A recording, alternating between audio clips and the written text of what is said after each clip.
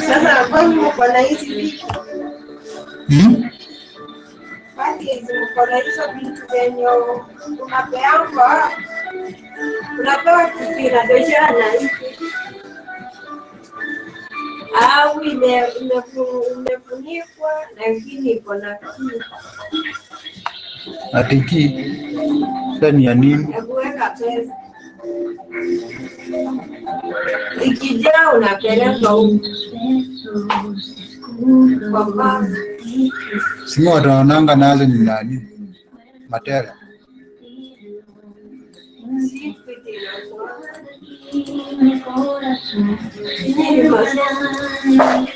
so ukitaka sijaiona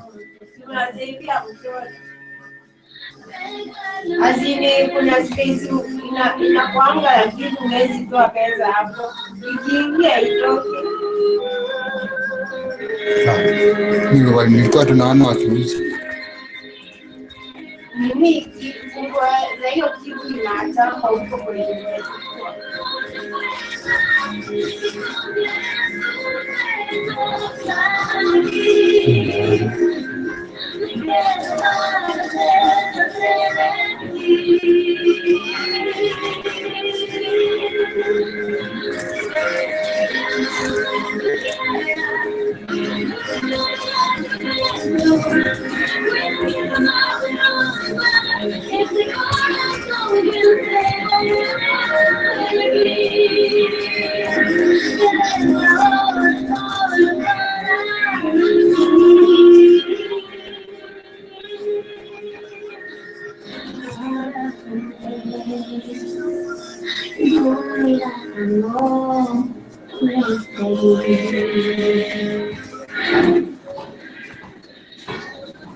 I won't allow myself to be deceived by that blind girl. And just so you know this point, Peter, I saw her and threw her out of my property.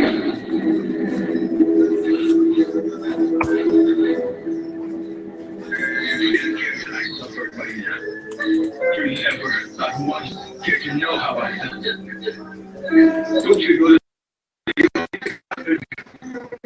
it was for you to feel and understand how much I felt for you inside? Please, I don't understand anything. No one else does.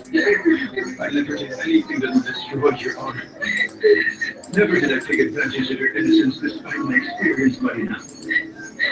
And believe me, there were many opportunities to do this to you, but I never did it. I hid my passion from you. And you can't imagine the torment and all the suffering I've been going through. It's been a nightmare for me.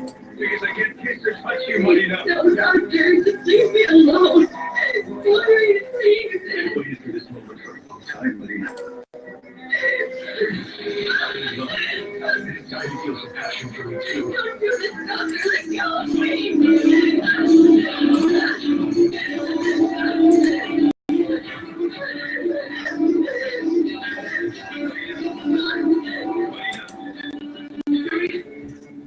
This ranch you call yours is also mine. You had no I never ran the rules to do that, because I'm the person in charge.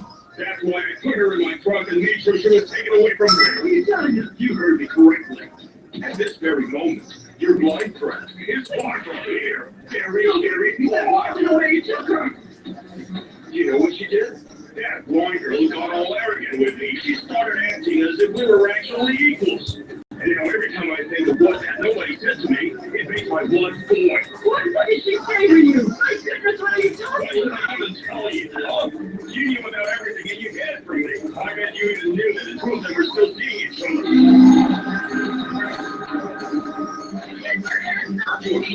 Girl, don't you forget that I saved you, protected you. Don't you know that I've given you everything that you needed?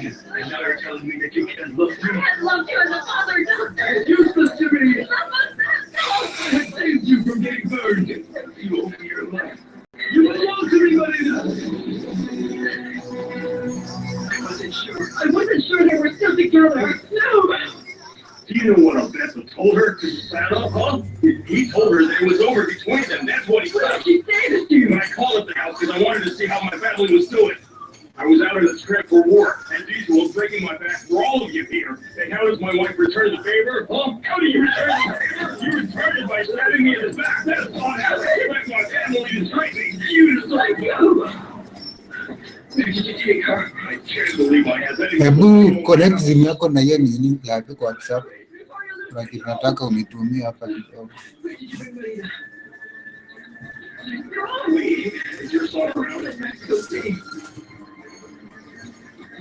I'm better than I've chosen to say them.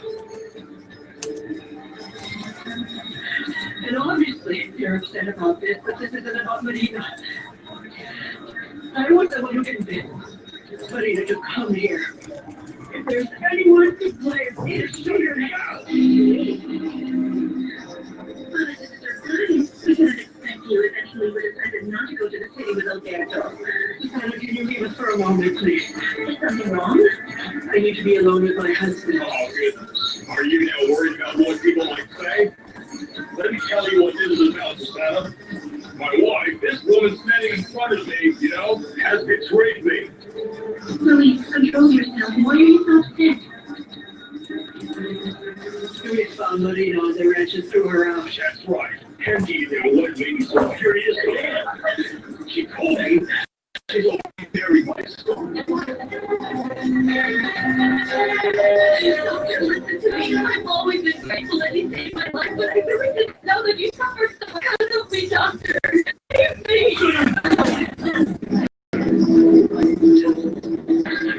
There's a monster hiding behind her mask. I hide my scarred face from the whole world.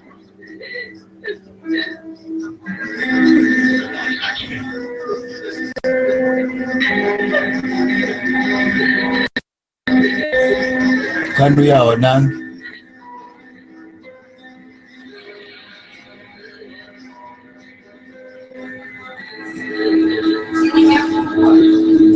Umekonek?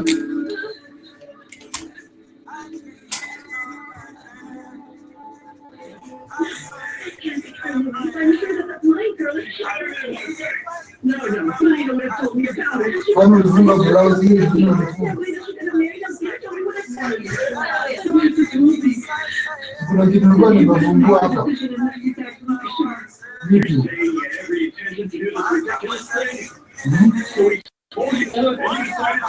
Sasa wewe, ungelifungua hapo hapa hivi. Kama ujua hapo unawezeka kufika kuja hapo unaongea. Kama ndio nyuma tena.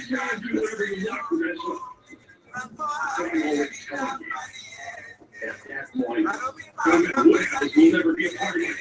I want to know where you are. I left her in a place where she never said I left. I left her when she belonged. Kwani ni nini baba? People just like her. And other people like us.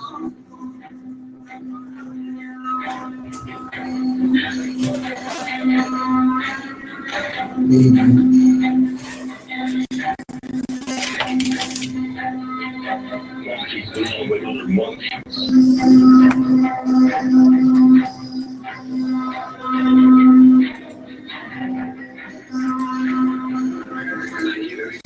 For you, Marina. I was willing to give up my life so that you'll be able to keep your beautiful face. No, And now you've dedicated yourself to another man. I never knew how badly you were hurt when you saved me from that fire. If you had told me how you felt about me, I would have told you that I can't commit to you. Sambo ndio nafanya update. I love you the way you say you love me. You still have time to love me. No, doctor, you have to understand that what I feel for you is gratitude for saving me. I love Alberto and I love him with all my heart. I told you to please let me go right now. We're not going anywhere. Doctor, you can't force me to stay Yes, here. I can. Let go of me, let go of So me. you're up with him? We're going to see now. So obviously we're destined to be together. I think that it's time for you to accept through life. It's time to Oh,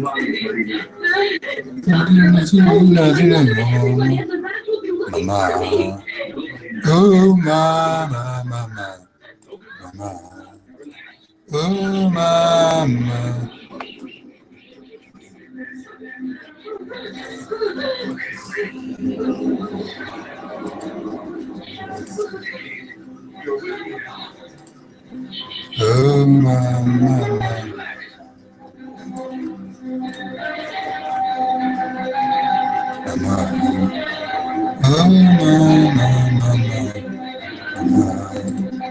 Oh, mama.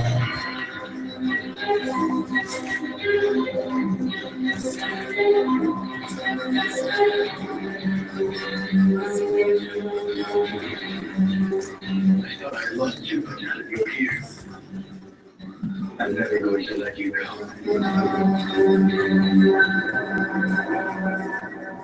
Luis, tell me where Maria is. Luis! Luis, open the door! Luis! Shut up, woman! Just go away for this. I don't want to see you. I don't want to hear what you have to say. Because you betrayed me as a wife.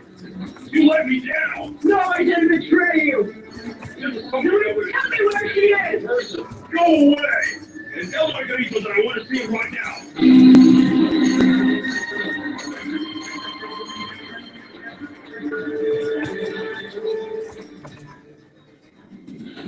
I'm his wife now. I want to kill you myself for what you've done, Lena.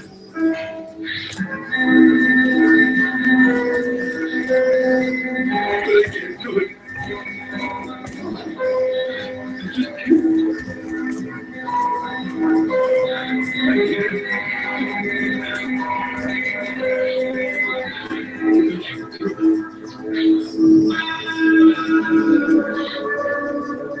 Are you sure that you don't want me to help you? No, I'm fine, thank you. Hasn't Marina arrived yet? Not yet. That's oddly quite late. Maybe we should spend time chatting with Yolanda or something.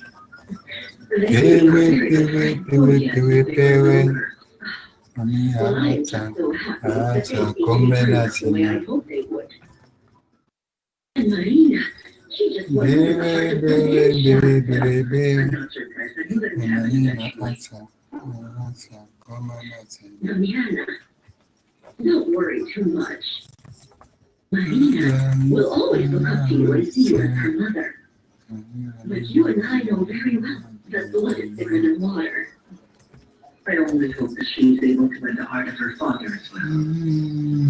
Oh, I hope she chooses the right moment to try that.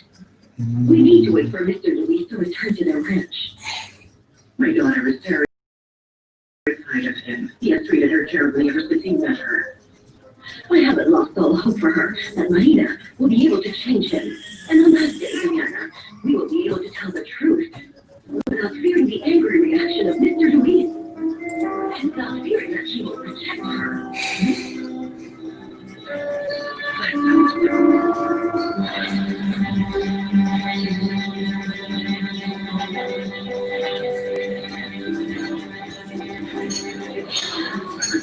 Scars on your face, just like the ones that have ruined me for you. I think you look like a monster, too. Wouldn't that be fair?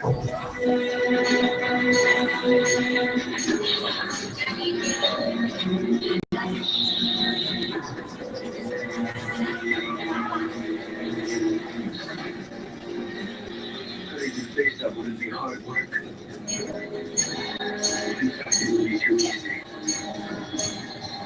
No one would recognize you when I'm through with you.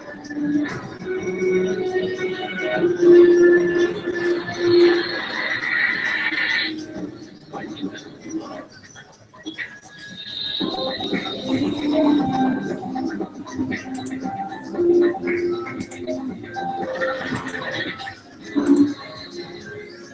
Every day you know us tells the same story. But you never let what we trust to come into way of what we can. Let's keep going.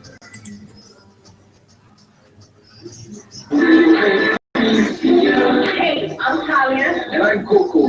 Join us this and every chat today, live for the very best of reggae and dancehall. Bado imeconnect.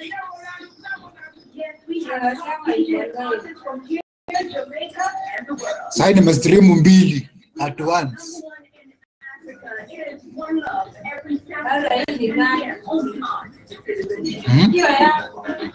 Sio ni akaunti yangu ingine.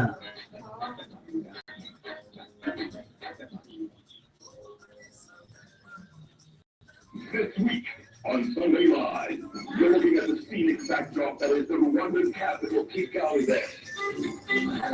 Where we come face to face with how the country is dealing with the biggest threat to humanity, COVID-19. I guess from public transportation, we get a first-hand look at how the Rwandans are dealing with the pandemic. Maybe there's a lesson or two we can learn from our neighbors to the west. And always, starting this week on Sunday Live, only on Citizen Television. Are you ready to dance in the morning? Welcome to the new home of gospel music. A blend of the best gospel hits in one place. Relish every sound with music from top Kenyan artists.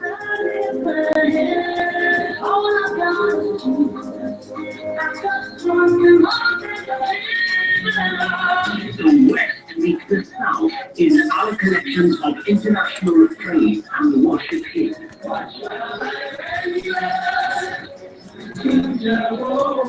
Experience the diversity in gospel music. Welcome to Visasa Gospel Center Music.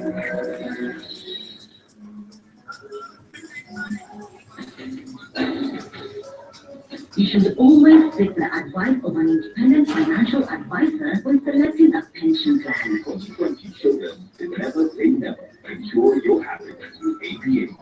That should never, ever happen.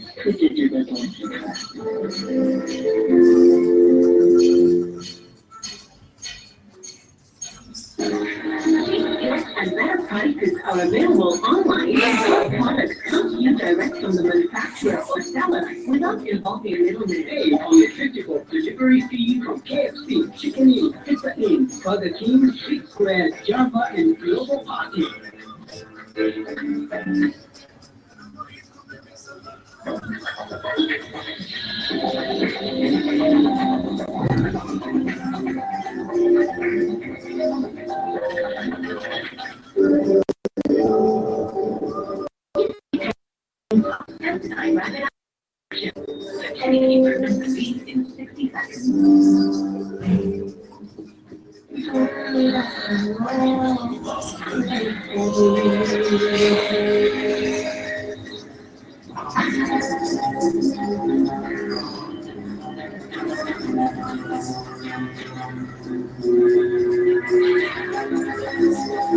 Down here on back.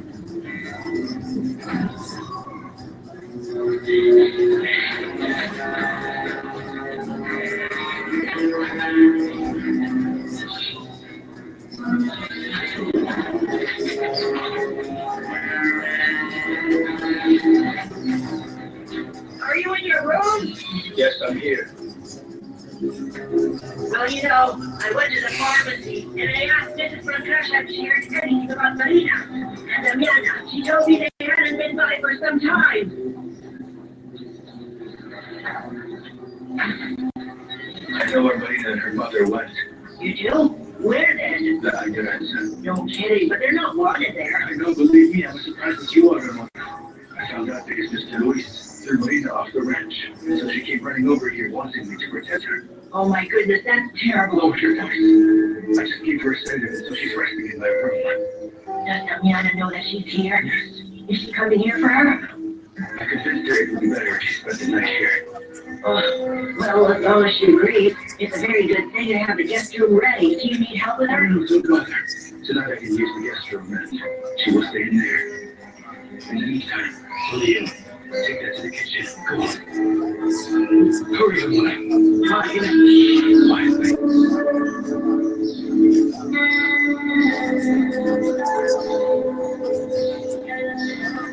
Do you need anything, madam? Are you all right?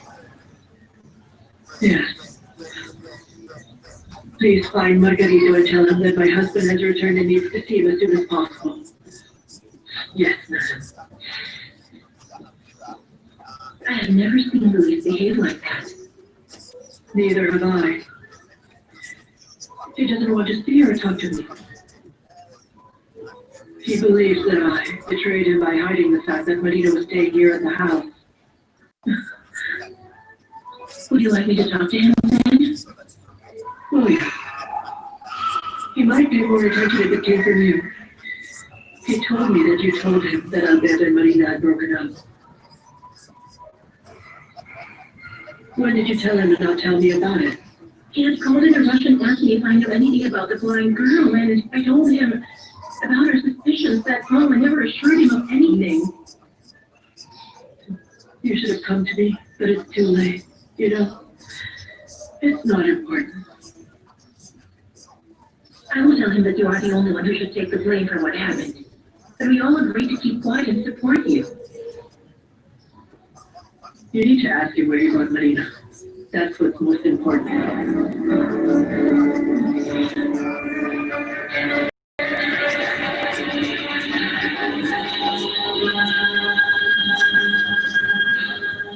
Are you all right? What's wrong? Luis arrived and found Marina here. Oh, wow. He must have totally lost it when he found out. You have no idea how much he lost it. He reacted really violently against Marina. What do you mean? He dragged her out of here to God knows where, we don't know where. Madam Prudential told me to tell you he wants to see you in his study right away. Would you know if Madame Prudential has spoken with him? What's that? Spoke to him about what? You know very well, Hortensia. It's about Marina and Damiana staying here at the ranch. Is it possible he's seen them? No. In that case, may heaven help us. I hope that she's spoken. I told your wife, Lee, that she should at least inform me before bringing that blind girl into the house, but she refused to do it. Of course she did. Because she knew very well that I would never agree to allow that blind girl to stay here. So Prudential decided to go beyond my back. I warned her that she was taking a big risk, but she didn't want to listen to me. And you know what? The day she went over to apologize to that girl was the day that she had them set up right. Yeah. That's so well darn her. She took advantage of my absence to do whatever she felt like doing. There was never a point when I agreed with what she was doing. I was brought up learning that a wife should always respect the decisions of her husband. And that's why I tried to warn you, but it was impossible because I couldn't reach you. What else was I to do, huh? I know that you lied to me too, Susanna. Me? When did I lie to you? You were the one who told me that their relationship was over and that the blind girl was the one who dumped him. But that was only because Alberto has made us believe that they broke up. I swear to you, Louise, but apparently they fooled us. We all thought those two had broken up, and I only found out it wasn't true when Prudential brought her over to the ranch. Do you think that if I knew she'd be staying here, I would still be staying here at the ranch with my daughter? You have no idea how much it has pained me to see my daughter suffering with that blind girl feeling at home right here at the house, happily helping herself to everything as if it was hers. It was so humiliating for my poor Vanessa. My dear Vanessa. Yes, you must have felt really terrible, right? She did. And so did I. Really, Louise? The only person you can trust around here is me. And do you know why? Because I would never think to betray you the way that Prudential did. Who is it? Margarito, sir. You and I will talk again later, Susanna. Now get out of here.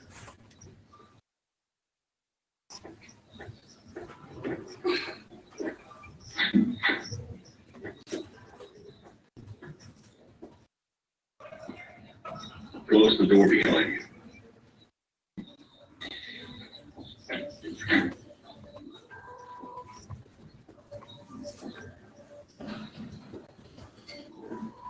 I gave you once before, my good girl.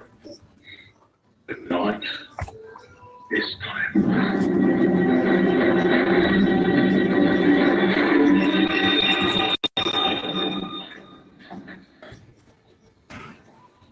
Oh, good, you won't believe what just happened. Keep your voice out.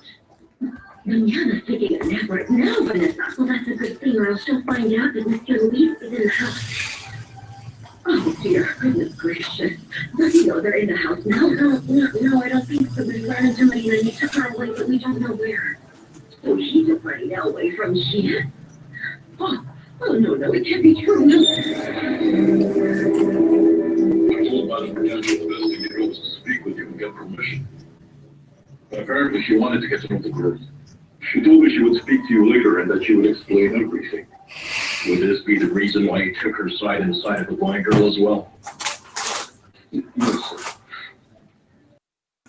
But I can't argue with or disobey direct order from a person here, and especially one of the owners of the... But the owner of the resident working on is me! And you do not know how to choose who you should be loyal to. But sir, please allow me to explain. What do you want to explain to me? Tomorrow, early in the morning, you hand over the administration of the ranch. And you and your family can get the heck off of my property. Now get out of here!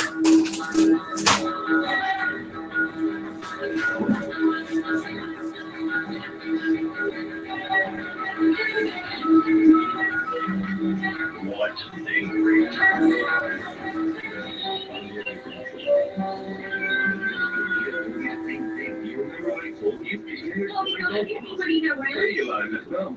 No, why? Because I have been looking for her everywhere. I can't find her.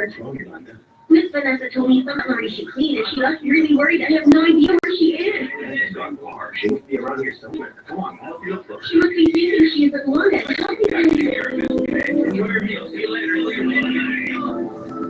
I tried my hardest asking Luis. I asked him where he took that girl, but he did not tell me anything. It's impossible talking to him. He's totally out of control. I'll go look for her myself. I'll go with you. Let's go. Come on.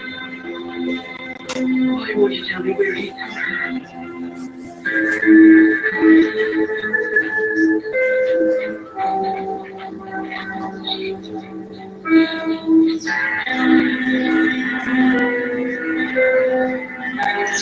So much to see you right now. And I'm not going to disfigure your beautiful face. His kisses and his caresses are on your body. I'll make you forget him. Margarito, I know that none of this is your fault. Please don't worry, man. Mr. Luis fired me and ordered me and my family to leave the ranch. I can't do that to you. I know the risk I was taking with what you asked me to do. Despite that, I did it anyway. And I hope that it has somehow served its purpose. I have until the morning because I'll still need to fix the accounts for Mr. Luis so I can turn it over. Excuse me, man. You must be proud of yourself. Look at what you've done to that poor man and his family. Give me a break. I need to know where he's going, Marina. Everything else can be fixed. The only thing I care about right now is finding out where she is.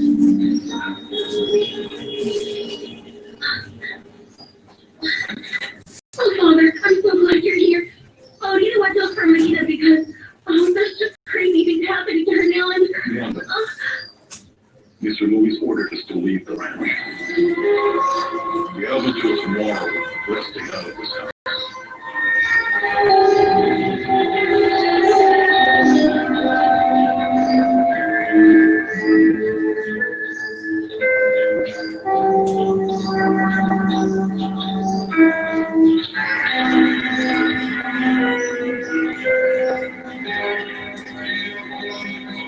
I'm sorry.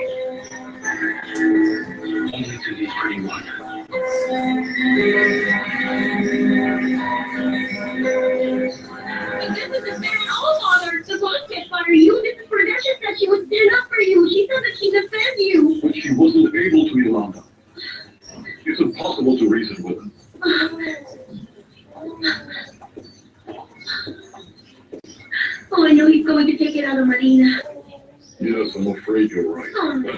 anyone who dares to confront. In that case, we have to go to the big house and defend her. We have to do something. Let's just let Madame Prudential and maybe Madame Susana speak with Mr. Louis. But you can't just stand around while she's being crucified. Don't you get it? We have more important things to do right now because we still have to pack up our things. I still have to prepare the numbers to get to Mr. Louis. We have to move. I dreamed of this moment for 1,000 times, Lydia.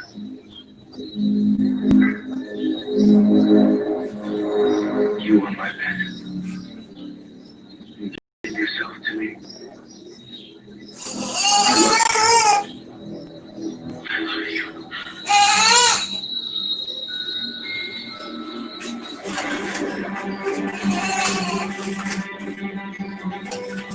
Can't be. Oh no, it can't be.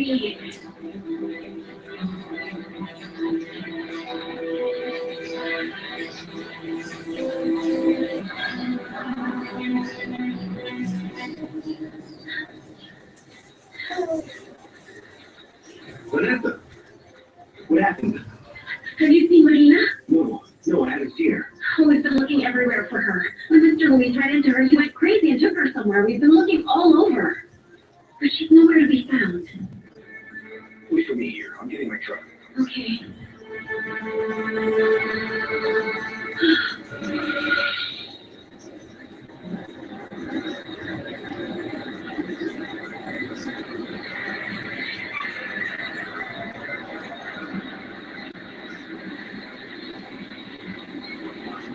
Wait a minute. Stop the truck. Stop. What is it? There's something moving over there. It might be her. Hey, be careful. Okay. Why should have thrown her mother off of my property as well? No, I can't do that. It will look too suspicious.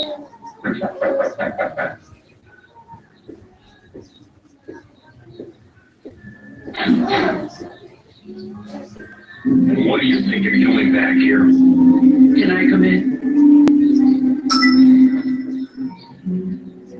Speak up.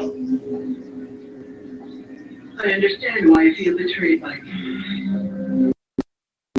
I'm your wife and that I should have told you that I felt it important that I get closer to Marina and that I brought her to the ranch. However, what's done is done. Pradesh, I'm gonna fix every mistake, one by one, so that you will see. Fine. But not the way you're doing it. Margarito simply did what I asked of him. I asked him not to say anything to you. It was me who asked Marina to come. I asked her to come here so she could stay at La Miranda.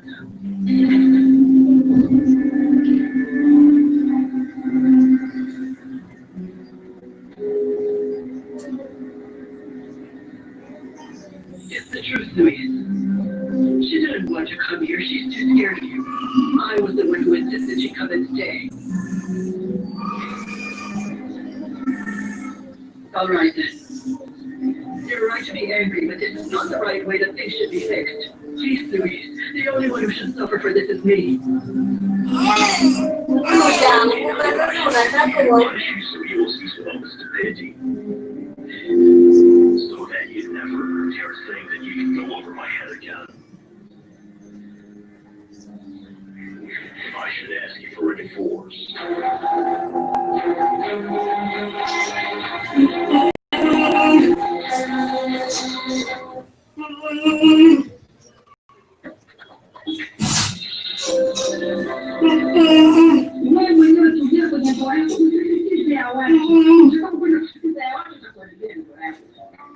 Mademoiselle, there's something wrong. What? Something wrong? Everything is wrong.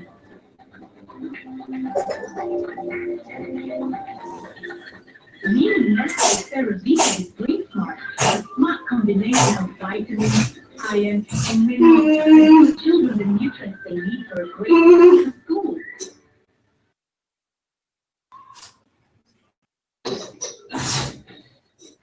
Should always seek the advice of an independent financial advisor when selecting a pension plan. Children, to never say never. Ensure your happiness with APA. Should never, ever ever happened. Put it in the one to that.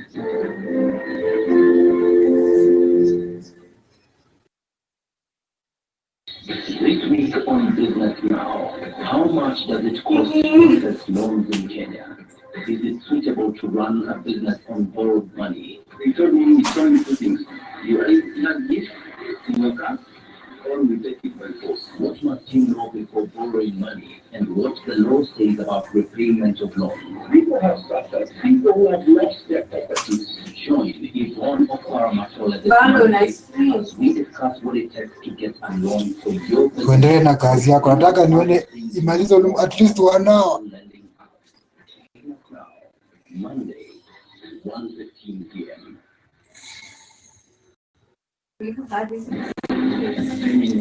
Mimi ni producer wa content.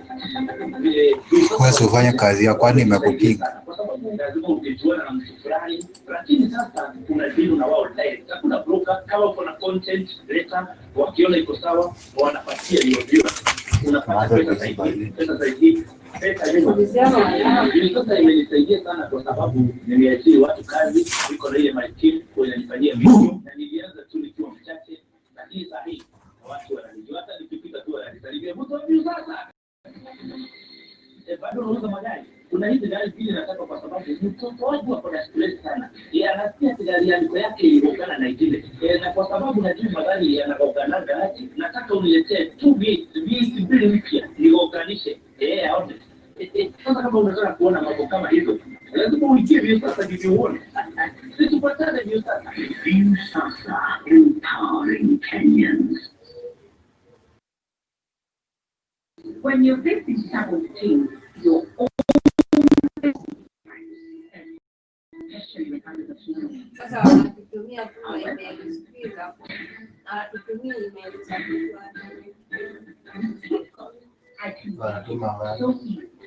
tunafunza watu kusoma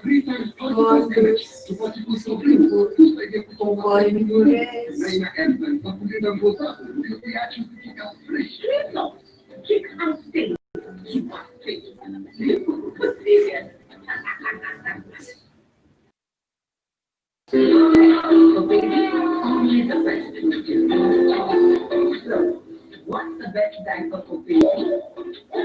It's got to be the soft test, and it should taste right.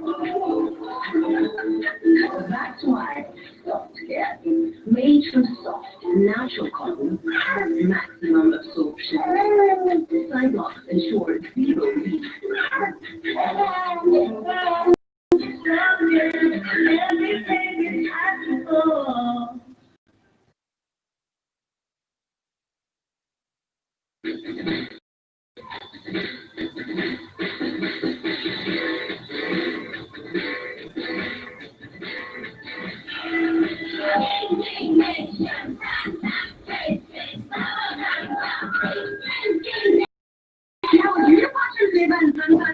Yes, yours today.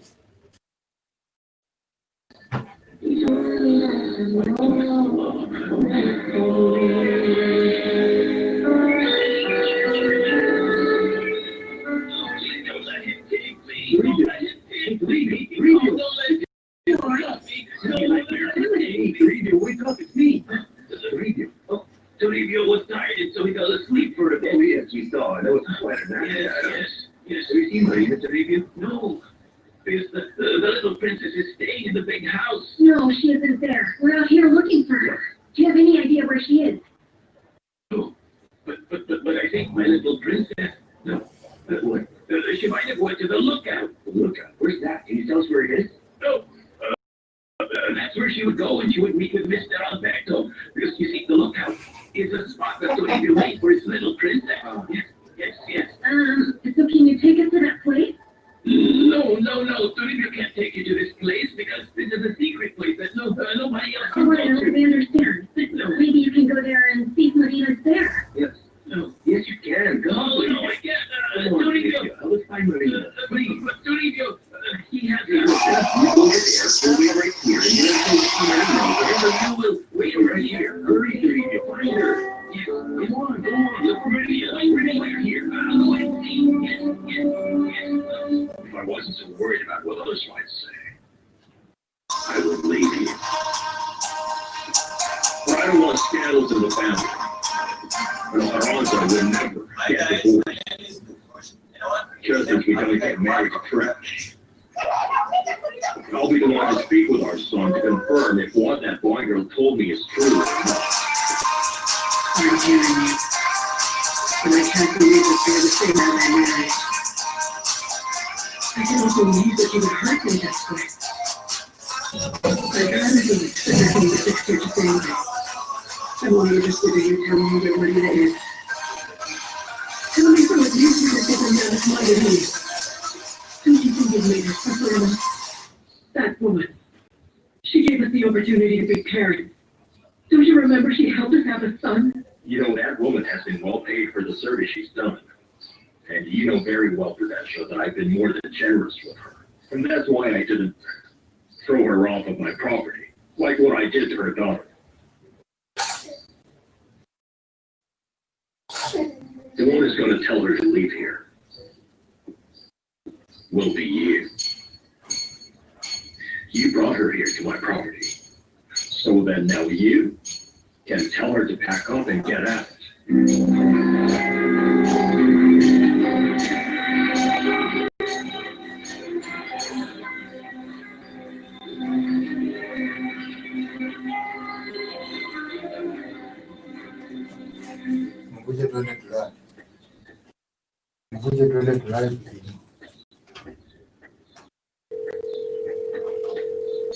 This is Susanna Bomacetta. Listen, I have some excellent news for you. Sasa hapo umemwaga maji, Now I can't hata open kama the door. usiende hivi. I prefer to discuss this personally. Nilikuwa ndoa kwa hiyo.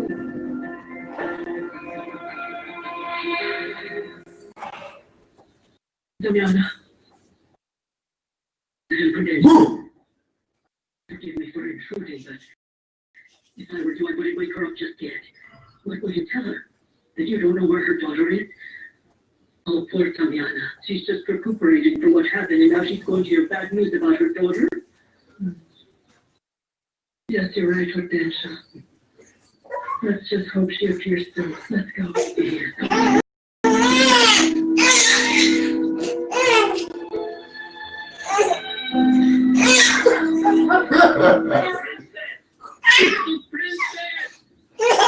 Little princess! Little princess! Where are you? Little princess!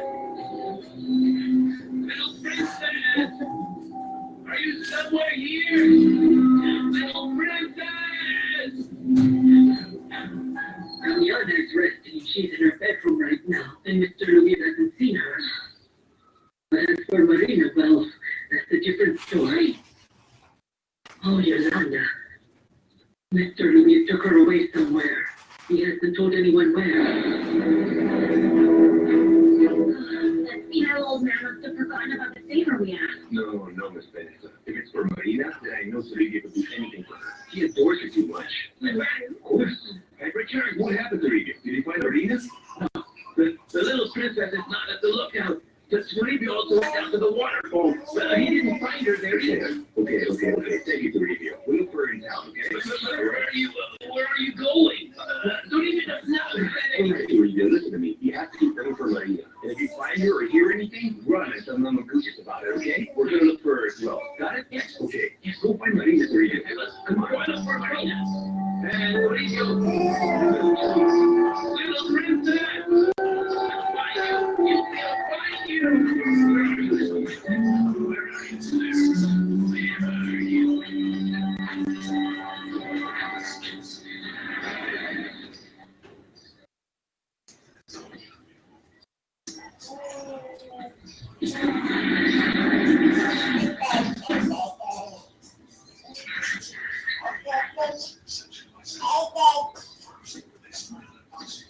Good morning, prepare something to eat.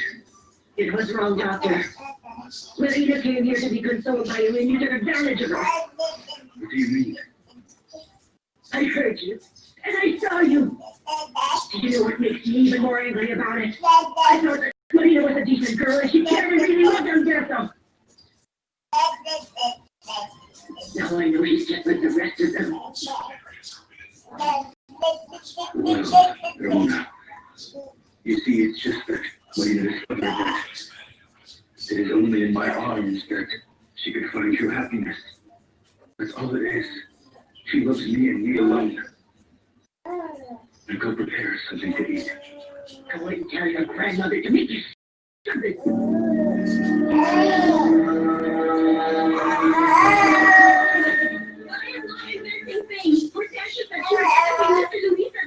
She was in the kitchen. Well, they're already looking for her. Well, Father, I have looked for her all over this ranch, and I also asked Bobby for help.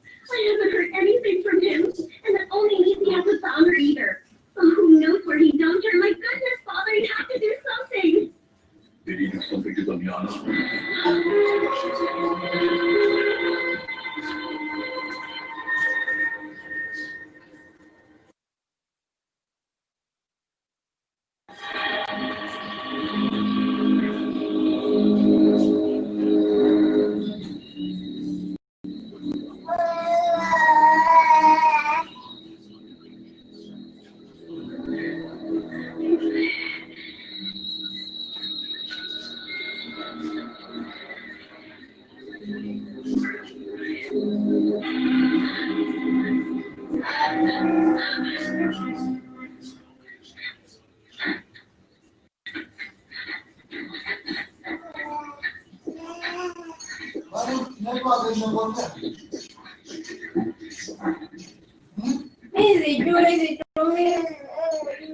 Haijapotea iko. Tell me, I told my marketing is giving me a hard time about not finding me. Well, that's what this is all about. Bado hii kitu yako inalala. After Luisa's return, he fired Margarito. Tomorrow, he and his family will be leaving the house they're occupying. That is excellent news. But there's still much more to be done, right? Yes, I know the agreement. I said I would help you become the foreman of La Lloranda. I'm someone who keeps her promise, Zacarias. I hope you keep yours too. Don't worry about it. You get quiet about your daughter's romance with Paulina, right? And I expect you to continue doing that. Don't worry, Susanna. I assure you. Once I put a board out of your answer, you'll see for yourself how quickly I forget that it got those love breaks being romantic. Yes, Mr. Margarito. He hasn't gone anywhere near Damiana. He doesn't seem to post out towards her. But the one that he clearly can't stand is Marina. Yes, but he needs to tell us where he brought her. I'm going to have a talk with him. No, don't do that. Don't even think about it, Mr. Margarito. You already have enough on your plate with having to look for somewhere to live and a place to work. I strongly suggest you stay away from Mr. Luis right now until he's calmed down. Yes, you're right. Could you please let Damiana know that I'll still be sleeping in the house tonight? You can also tell her she can come to my house in case she needs to leave this place. And if you find out anything about Marina, please let me know. Of course I will, Mr. Margarito. Let me go with you. I have to take out the garbage. Thank you.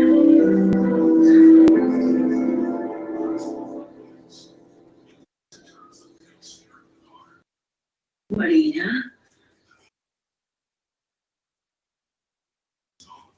Marina?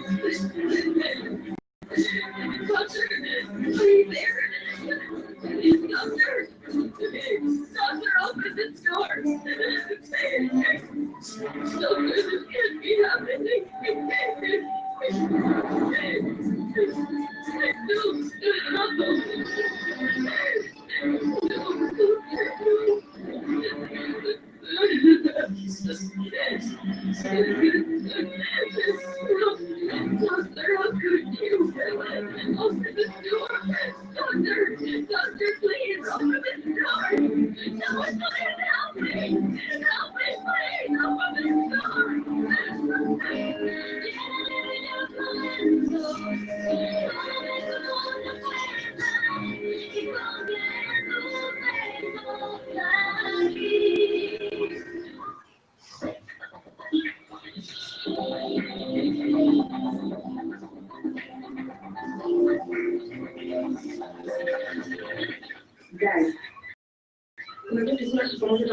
Now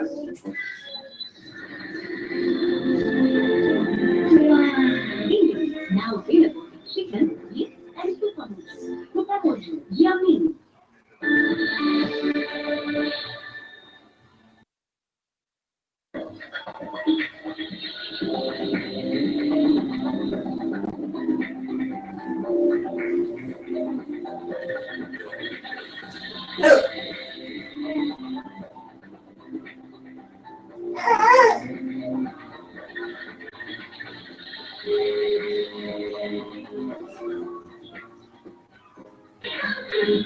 Music pants with anatomic technology. New music pants, an invention from baby for babies.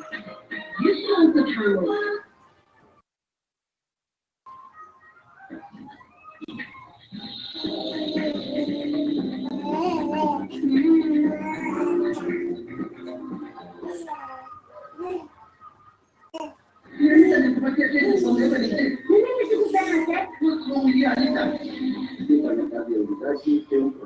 Nilijiunga na Visasa immediately walipoanza na nimekuwa nikiwapelekea films na ni lugha ya Kiembu imetengenezwa na Kikuyu. Sometimes Visasa imeniinua sana kwa kila mahali nasikia watu wananiambia waliona Visasa. So Visasa kwa njia nyingi imenijenga sana. Compared to other platforms imenisaidia sana. Sikuwa na chochote nikianza. Ukisikia watu wanasema Visasa wana content na ilisi. It depends na type of content. Ukiweka kitu mzuri itabidishwa watu wataiangalia. And the more the people watch, the more you earn money. Hiyo ndio spirit. Hakuna mambo ya ati upitie huyu, upitie yule, uchukuliwe, usikae huko na talent yako. You take a step. I didn't do that. Visasa, empowering Kenyans. This week on Business Now, how much does it cost to access loans in Kenya? Is it suitable to run a business on borrowed money? It's only two things. You either give in your account or you take it by force. What must you know before borrowing money and what the law says about the payment of loans? People have started. People who have lost their equities to join Yvonne Okara this Monday as we discuss what it takes to get a loan for your business and explain the 5 things you must know about Digital Lending Act. Business Now, Monday, 1:15 p.m. Serene, luxurious, spacious, secure, and convenient redefined. This is what Garden City Village is all about. This fully serviced 2 and 3 bedroom duplex and standard apartments are available for rent or purchase at an unbelievable offer. You can also take up any of their fully furnished apartments for daily or short stays. The Garden City Village is located within the Garden City Mall complex along Seeker Road, bringing you ultimate premier convenience right at your doorstep. Why not live the dream? Call us today to book a house visit or visit our website gardencityvillage.com.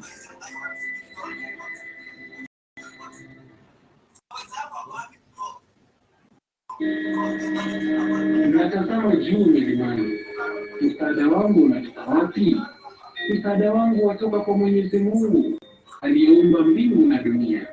Hata kuacha uanguke, mlinzi wako hasinzii.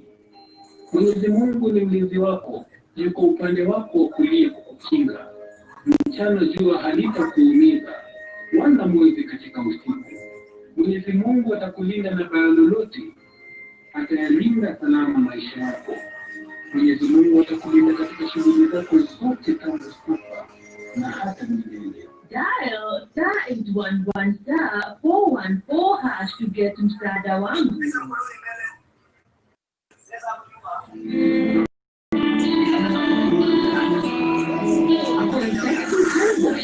You need to scrub your hands with soap and water for at least 20 seconds. This will destroy the accidental virus and effectively remove it. Protect your family from the spread of viruses of Dettol. Dettol Clean that has not tested and proven to be effective against COVID-19 virus. This is the new back for Dettol.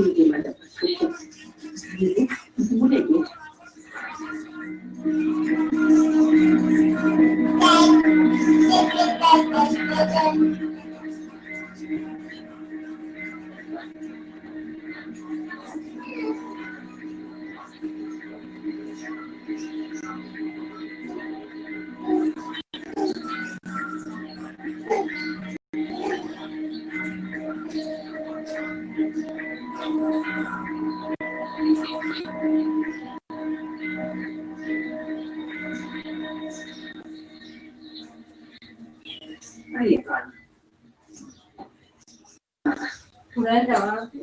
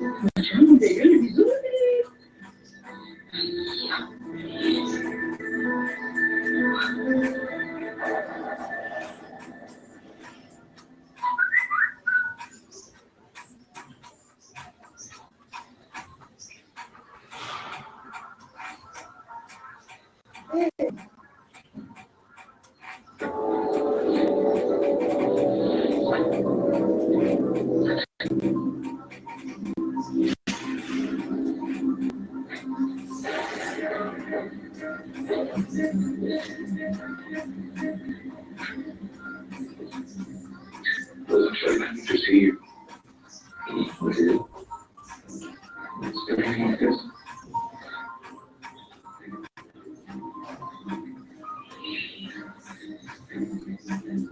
Yeah.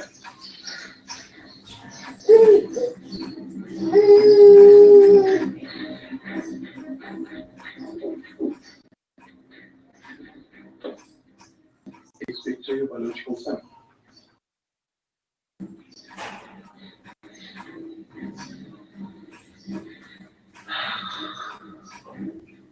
Your teeth.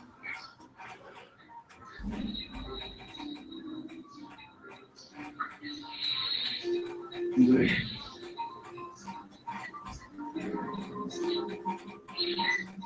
Victor, it's your brother.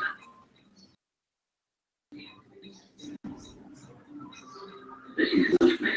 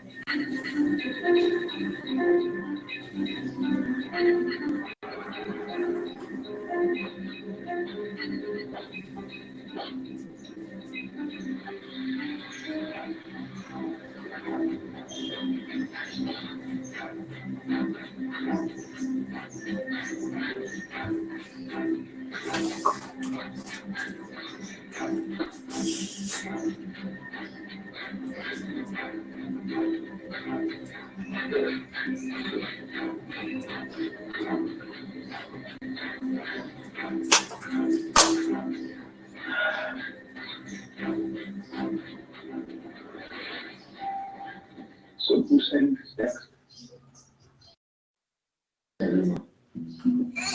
Is that friend? I know the friend is she. Really?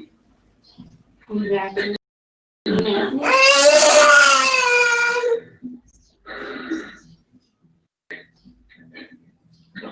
Okay then, so how will you speak to Roger?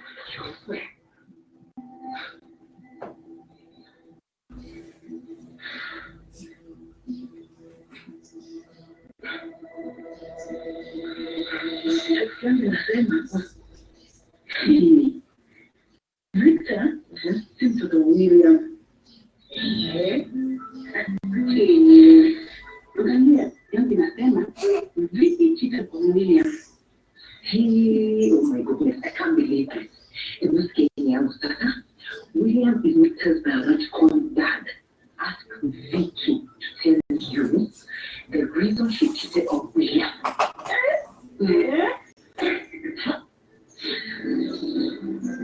So, unaonaje? Tukamwambia ama? But I'm Vicky. Why did you cheat? Mwaka. Finally, kwa mwenzangu. Kichwa na kusasha ramani. Kanunua strong hutuliza maumivu ya kichwa, maumivu ya mwili na hata kuondoa joto jingi mwilini. Kanunua strong ina aspirin kama kiungo. Maumivu ya kifidi. Return to Russia.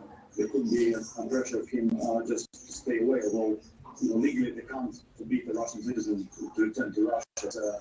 If you look at Garry Kasparov's case earlier, then perhaps there is some room for them to try to reach his return. So we'll see what happens if they actually first thing that people do is actually physically return to Russia, and then to see what happens then. But I don't think it will be the same as it was before. Good to talk to you. It's very thanks to me. Very sweet off there. Thousands of women have joined the latest anti-government protest in Belarus. Demonstrations there showed no sign of slowing despite increasingly violent crackdowns by police. Thousands of people have been arrested. The protesters are demanding the resignation of President Alexander Lukashenko, saying that a recent election was rigged. Let's go live now to Minsk. Step Bassi is there. Step by, what's happening? Yeah, we're here at this rally that is joined by around 1,000 women at the moment. There was just before a few detentions of bikers who were joining this crowd on the road with their motorbikes. Police came, mass police came, and they detained these people. Women were very angry. They were surrounding these policemen, but they didn't manage to free them. These women are still on the street despite massive detentions that we saw last week. Tens of women were then picked up by masked men and brought to the detention center. They stayed there for a couple of nights. We saw women who were released just a couple of days ago, and they're back here in this rally because they say this is a marathon, not a sprint. We will have to keep this pressure going. In terms of size, how does this demonstration compare to others that we've seen of late? And where is the security presence?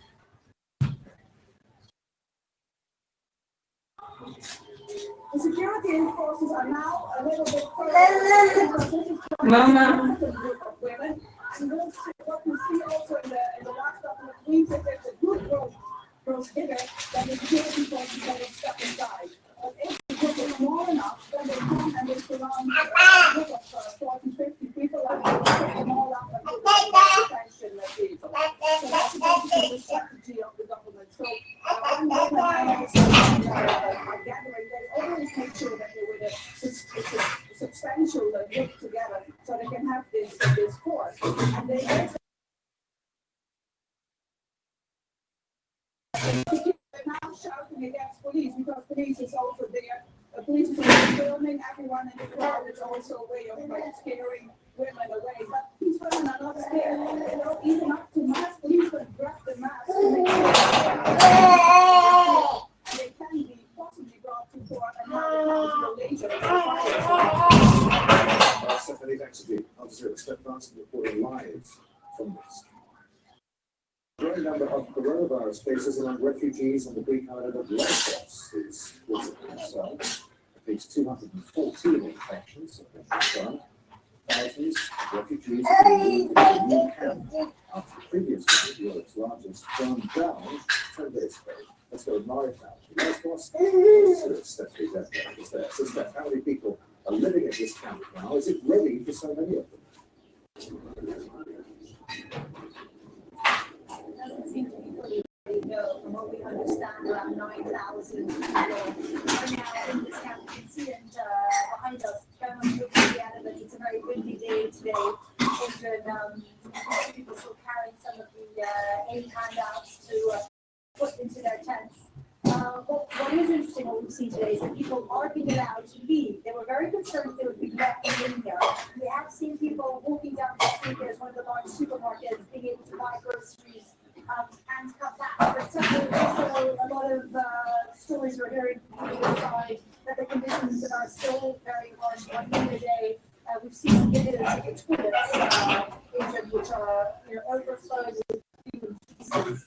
So certainly challenges ahead, I think, and we're still going to have to wait to see how things find out this amount of people that have been housed in such a short amount of time. But this is all the result result of a police operation. The last 2 days, they're trying to push people off the streets where they've been sheltering and living since the camp burned down Moria camp.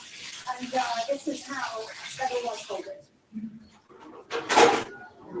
It's a crush of broken hopes. The suffocating heat not making their weight any easier. On the second day of a Greek police operation to move refugees into the new camp on the island of Lesbos, we saw them rounding up hundreds of people in various areas, making them wait before joining the long queues. The situation is bad. We're unfortunately affected by problems created by others.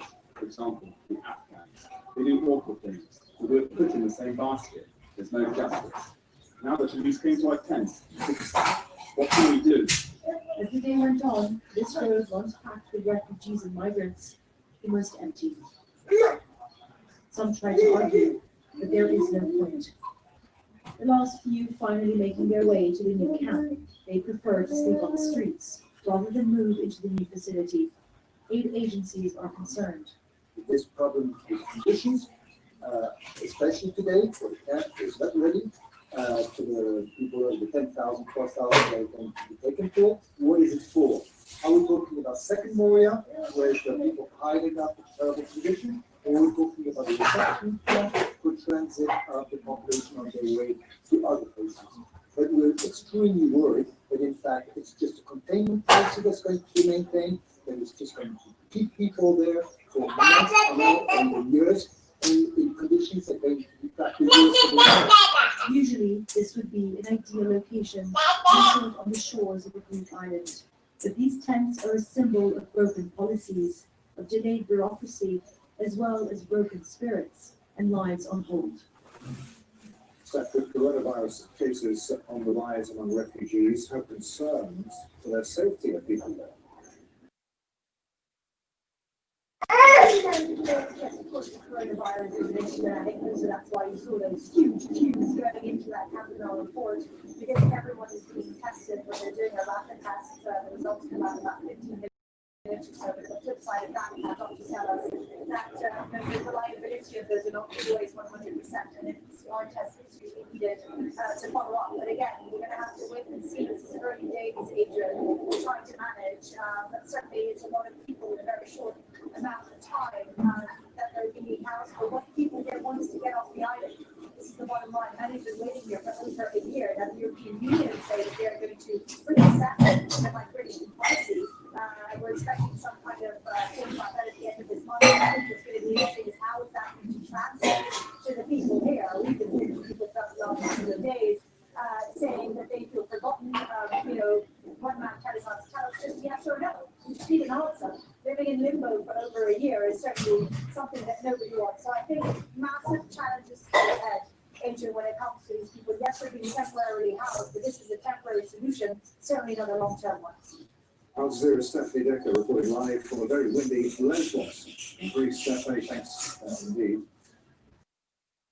It's very well forecast. Pedro, this Elephant Fox is here. I forecast that everything here by the kitchen sink.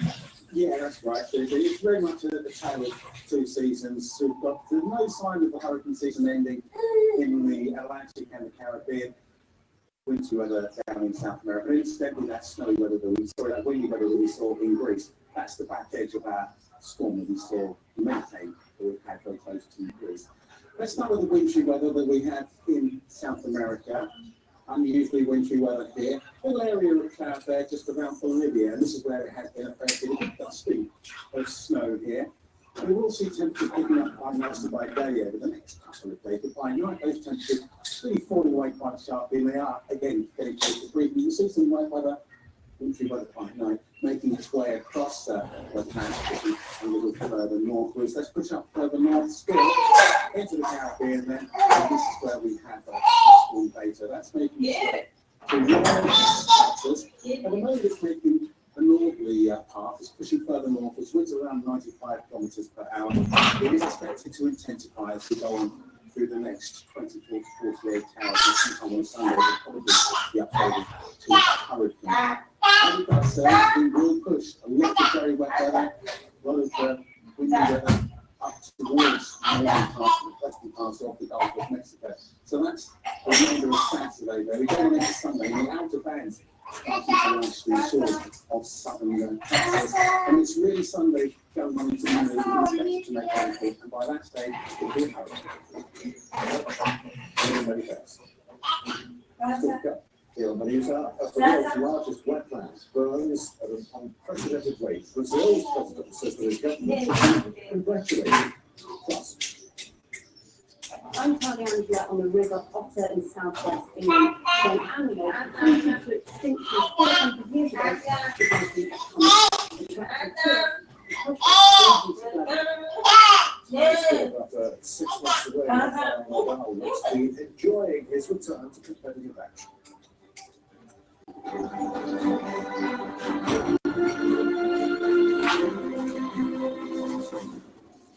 Corruption. It is there, invisible behind a wall of silence. Corruption. Corruption is not something to be tolerated. Is that what African is? No country is immune. Let's destroy this wall.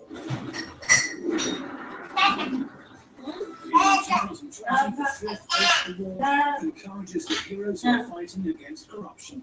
This helps our communities to save the resources that we need in order to address the burning problems that affect us all. I'll shine a light on anti-corruption. For decades, criminals made millions taking drugs through Thailand.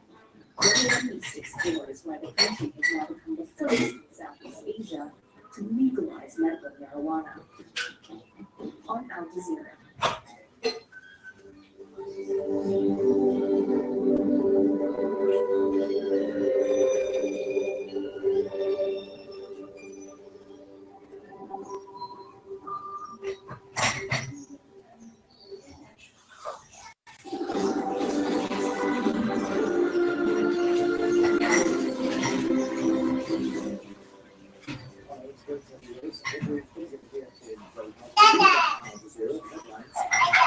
US Supreme Court Justice Ruth Bader Ginsburg has died with reset.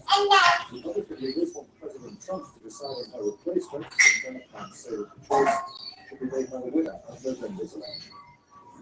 Tens of thousands of Thais are rallying against the government. The student-led movement is demanding new elections, a rewritten constitution, and reforms to America. Russian opposition figure Alexei Navalny is walking again after emerging from a coma 3 days ago. His doctors say that he was poisoned with the Russian nerve agent not last month. Britain's government is facing increasing criticism of the lack of testing available for people with COVID-19 symptoms. Many say they're being forced to wait for days because the system can't cope with corona. The second wave of virus emerging, the government is considering introducing new restrictions. Sunday, the staff from outside a testing facility in London talks about what's happening where you are, Sonia, and in the wider UK. So we're outside a mobile testing unit that has been set up this weekend, where we've seen a steady flow of vehicles coming to get tested. Speaking to people, they said that they have been pretty busy, but we haven't seen anything like regularized stretching either. But part of the problem is the fact that people wanting to get tested cannot go in simply because the labs which process the test are able to meet that capacity. So you can't go and get one because of that glut of testing occurring there as well. So what they're having to do is to slow that right down.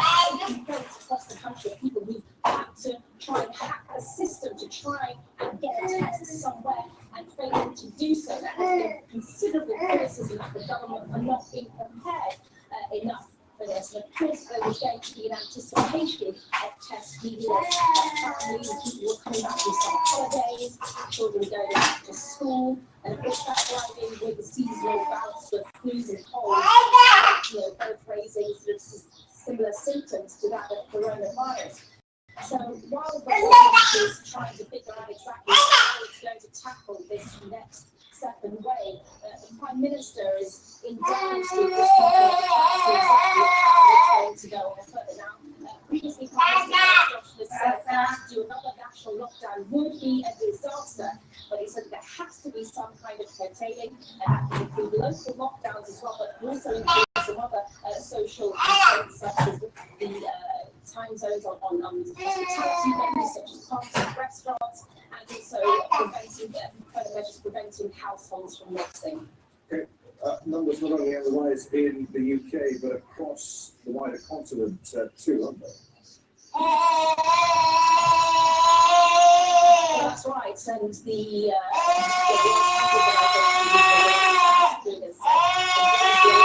saying that it's very worrying looking at the numbers there.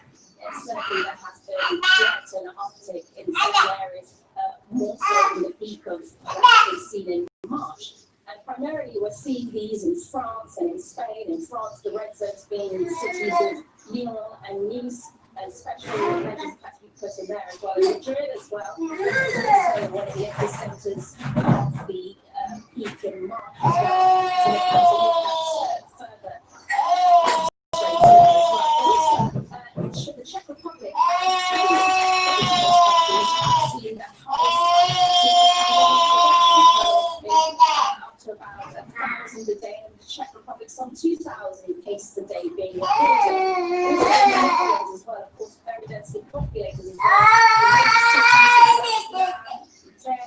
The Hague and Rotterdam, they're going to face a new series of constraints such as hospitality zones being restricted, and of course in those areas as well, any which is more than 50 people involved, they're going to have to seek special permission from local authorities if they're able to continue with those.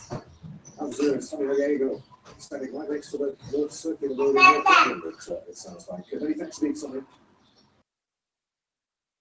Indonesia has reported a record daily increase in new coronavirus cases.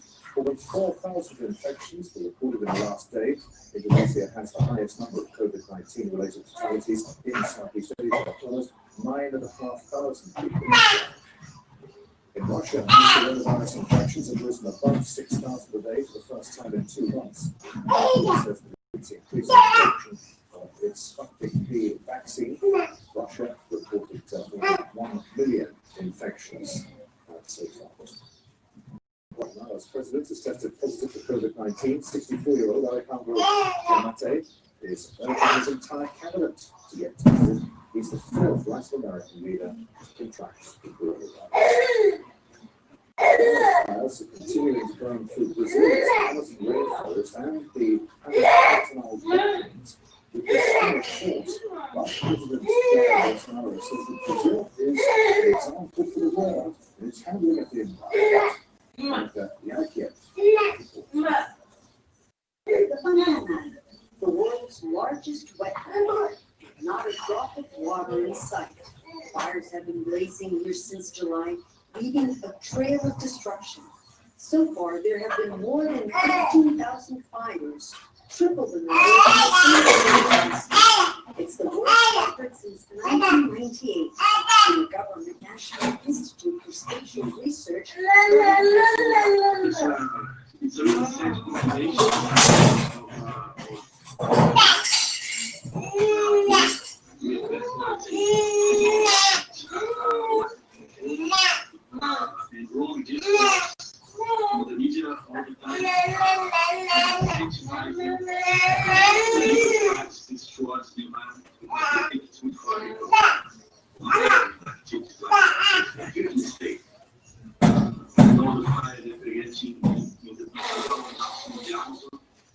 it does have an effect. We want a cycle that irrigates our agriculture in Cerrado and southwards.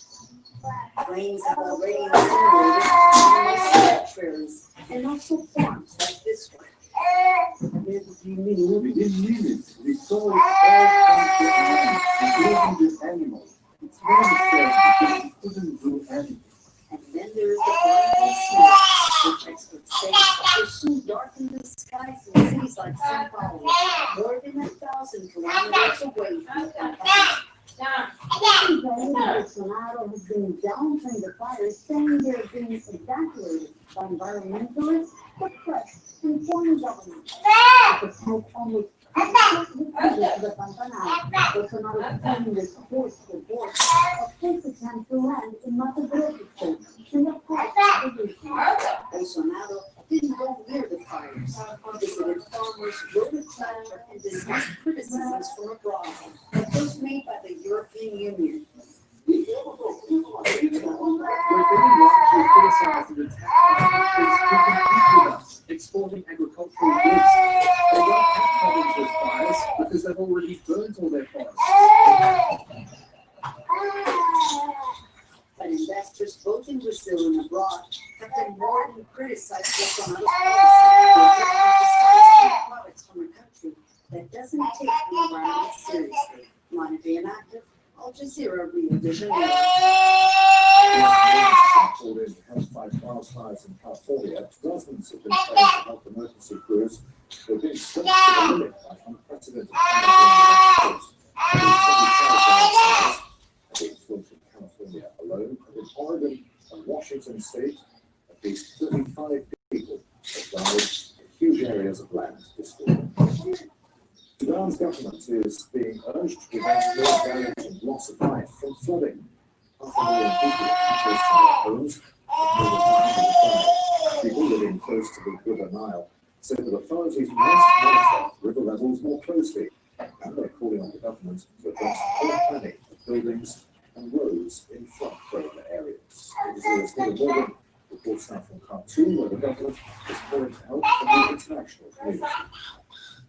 This, of course, is the worst flood that's been seen in more than a century, and the water levels of the Nile River is receding in the Khartoum and in the southern part of the country. In the northern part of the country, especially River Nile State, however, the story is still very much the same. The state is still witnessing devastation from the floods. The level is still very high, and that's because there is another river that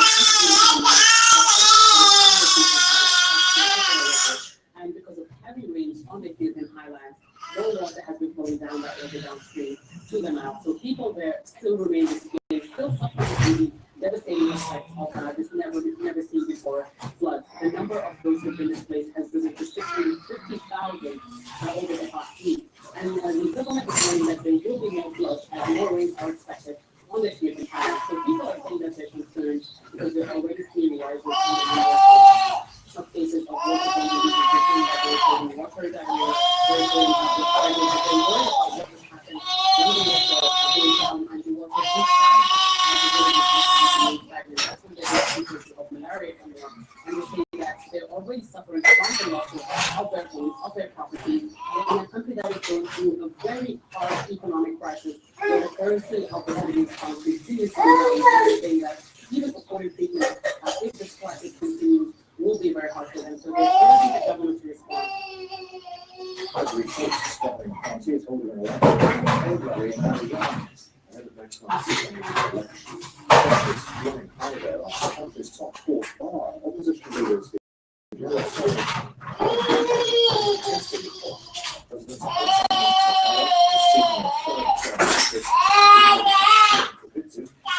says he has no choice following the sudden death of his chosen successor. Let's bring in Mary Roger Billow. She's in Africa Affairs President of the International Media Group. She's with us. Incredible. That is the president's claim that he has no other choice. Well, you know, and also what we can say about nationality new. We had one sort of the combatant that the new transition is the last one. It is that before running for the second. So, and after we run for the second term, we said, you know, actually I'm allowed one. I'm not sure I want to do that because I want to hand over power to a new generation. People like the former president for 100 years, too. He's supposed to withdraw, like now, I think one of his main motivations was first to maintain the community within his own under the ambitions of the second reason is that Cote d'Ivoire is the previous crisis. We have started a difficult economic revival, sort of, and even the results are praised, right? Even very recently by the World Bank, and they are doing very well. So we think like maybe I should prepare and be better before I lose. So how do you see this panning out? There have already been protests. Will the election itself be marred by violence?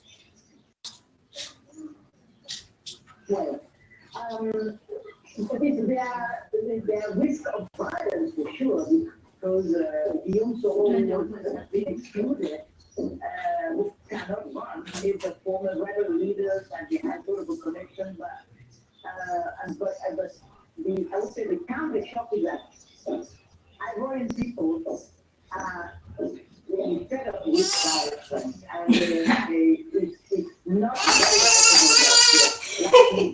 Sasa ujapei kiutaki kutoka huko, nataka nikuache huko. politicians want to settle the accounts because that's what it is important about. It's not really running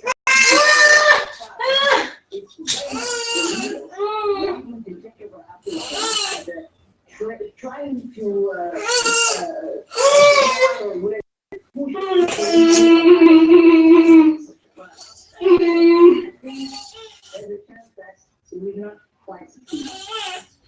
Good to talk to you, many thanks to you for being with us. Molly, Roger, and Bill Wilder.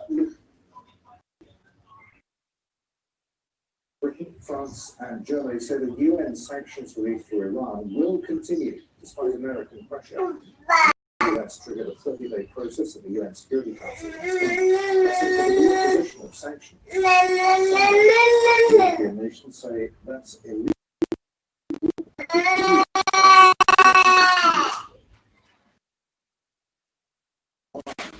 Its funded jets in response to an approach made by Chinese aircraft.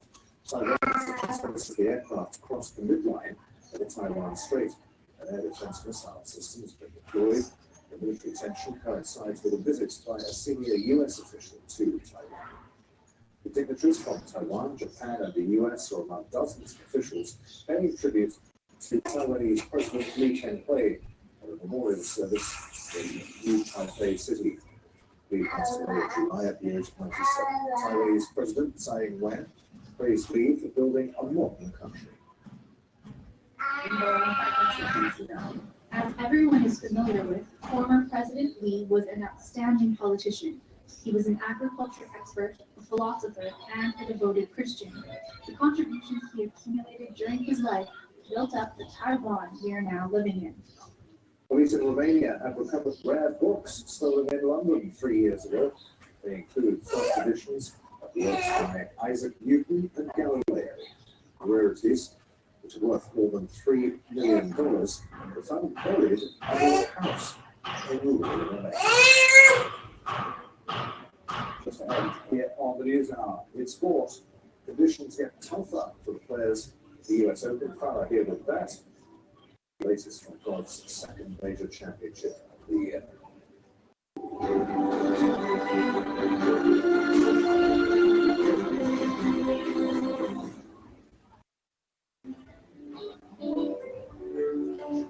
Close your eyes. Listen. I never thought I'd be singing foreign under the spoils. I never dreamt of it. Where the words fail, music speaks.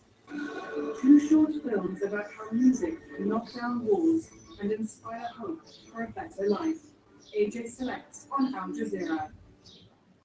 As countries begin easing coronavirus restrictions, scientists warn of a second wave of infections. In the last few days, there have been surgical changes in some of the poorest neighborhoods. As many feel, the economy is being prioritized above human life. Tens of thousands of people come here daily for business, and they are feared of a spike in COVID-19 cases. We bring you the latest developments governments from across the globe.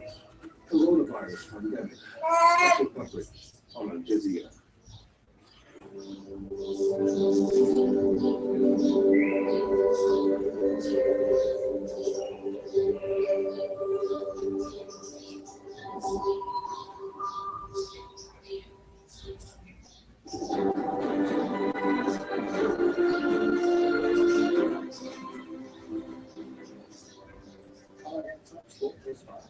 Hey, terrific. Thank you so much. Patrick Reed has the halfway lead at the U.S. Open. The 2018 Masters champion is aiming to win his second major title. Day two of the competition saw many high-profile players fighting for attention and Dickson points.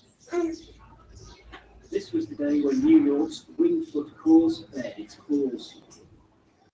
The wind blowing and breeze quickening, Rory McIlroy was just one player to struggle. The full-time major champion started the day just 2 shots off the lead. He finished round 2 on 3 over, 7 shots adrift. Tiger Woods won't be around for the final 2 days of competition. He missed the halfway cut.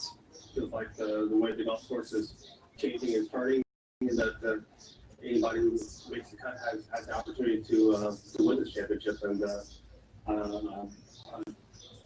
give myself that opportunity.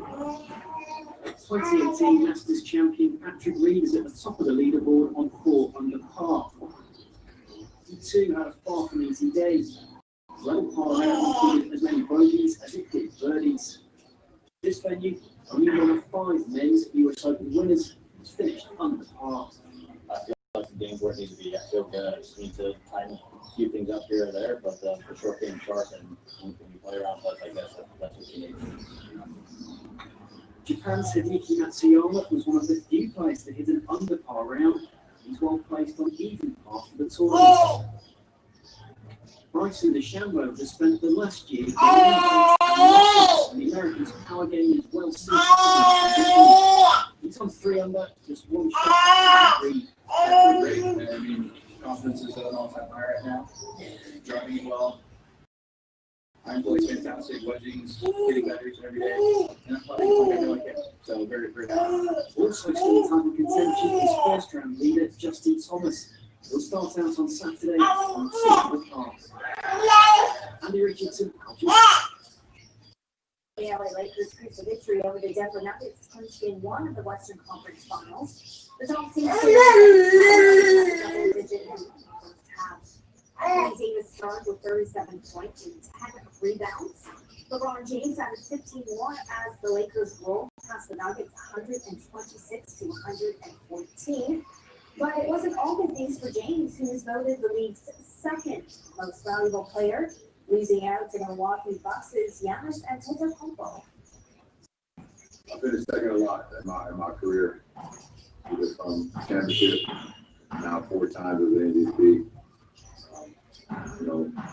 Like I said, I never came into this league saying let me be an MVP or be a champion. I've always said it's going to get better and better every single day. And those things just take care of itself. There's some things that are just out of my hands, some things you can't control. FIFA President Gianni Infantino says this year's Club World Cup will have to be postponed due to coronavirus. The competition was due to be held in Qatar this December for the second straight years. The country builds up to hosting the main World Cup in 2 years' time. Infantino says he's confident the 2022 event will go ahead as planned. I hope that by the end of 2022, we will not have this crowd before. At least not in that same shape or form as we have it now. I'm confident that there will be a vaccine or there will be a medication that will make us come back to normal life. English Premier League champions Liverpool have signed their second player in as many days. 23-year-old Portuguese striker Diogo Jota is joining from Wolves in a deal worth more than $50 million. On Friday, Spanish international Thiago Alcantara officially completed his move from Bayern Munich. Bayern kicked off their Bundesliga title defense with an emphatic victory on Friday. The European champions beat Schalke 8-0 in the season opener. Serge Gnabry starred on the night with a hat trick. Bayern are looking to be in the top division for a 9th time in a row. I think it was a perfect start for us, and most important is the team performance. Obviously, I'm happy to scored 3 goals. It was assisted great by the teammates, and yeah, that's how we want to continue. We know it's not going to be easy, and we can't rely on that game today. On Thursday, there's another game which we have to win, so to focus on that. World number 2 Simona Halep is through to the semi-finals at the Italian Open. Yulia Kuznetsova of Kazakhstan was forced to retire from their last 8 match with a back injury. Halep is building up to the final Grand Slam of the year, that's the French Open, which starts next Sunday. And then Rafael Nadal is to be enjoying his return to the action. After 6 months away, he's dropped just 6 games in his first 2 matches and is through to the quarterfinals. Nadal didn't travel to the recent US Open due to concerns about coronavirus. Next is ACDO Schwartzman. Okay, and that is all you spoke for now. Leaving back to you. Very thanks indeed. Now, animal hunted to extinction in England 400 years ago is making a comeback. Beavers are thriving in the county of Devon, and as Charlie Angel discovered, they're attracting tourists, as well as improving water quality and reducing the risk of flooding. A family of beavers frolicking on the River Otter, hunted to extinction in the 17th century for their fur and their meat. Eurasian beavers were discovered here 12 years ago. No one knows where they came from, but when the government threatened to remove them, fearing they could carry disease, there was local outcry. The beavers were allowed to stay for 5 years, as long as they were closely studied. Scientists say the benefits they bring are obvious. There's a whole long list, but 4 main ones are flood reductions when the field dams reduce flooding downstream, water quality improvements, those same dams capture pollutants. We see carbon capture within the dams in deforestation that grows in the sediments behind them, and then we see an explosion in the wildlife, so much more wetland wildlife moving in after the beavers have colonies. 15 families now live here, and the government has sanctioned their reintroduction across the country. It's a groundbreaking decision, returning a once extinct native species to England, but not without problems. Beavers are brilliant architects, cutting down trees to build dams which create deep pools of water to hide in to store their plant food. You can see here 3 pools created in time by beaver dams.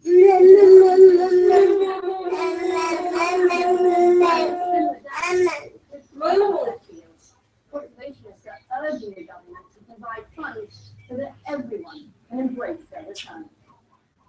Flooding and managing it is already costing $2.2 billion a year.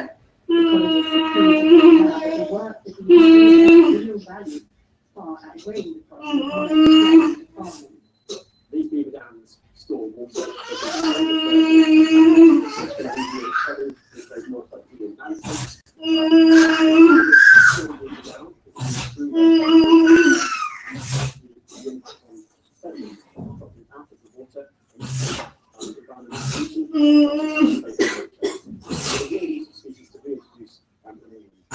Back on the river,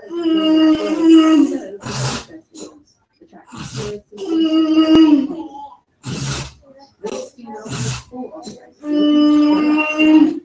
tourists lodges and dams across the country. Charlie Angela, Al Jazeera, Southwest England. Yeah, early on Al Jazeera, we did get some short news stories. Fascinating. In our next bulletin, we'll take you live to the Supreme Court in Washington and to Minsk, the capital of Belarus. See you in just a minute.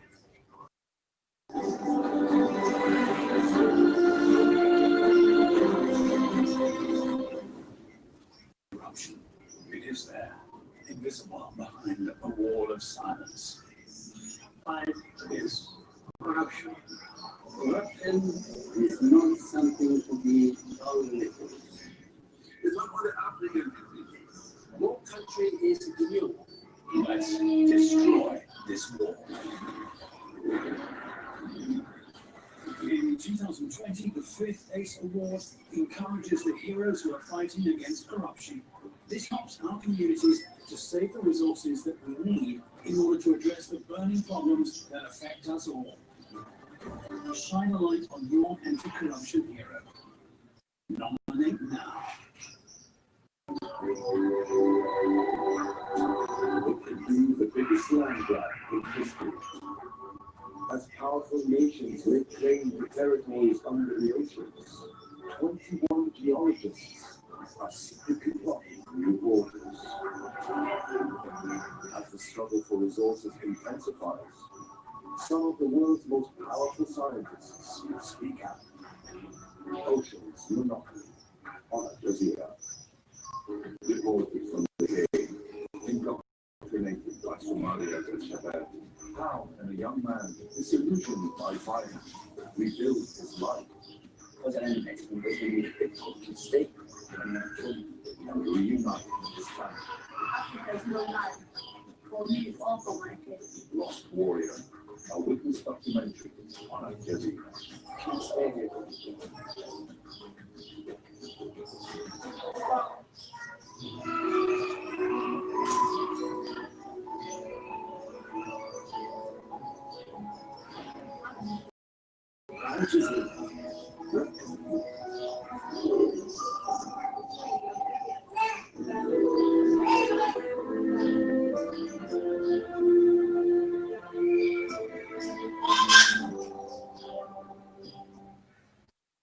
The loss of a powerful liberal voice, a political battle brews over who will take Ruth Bader Ginsburg's place in America's highest court.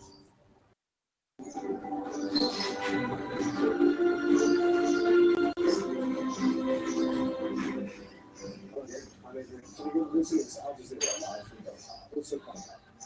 Back on his feet, the police and black opposition leader Alexei Navalny says this recovery will take a long time.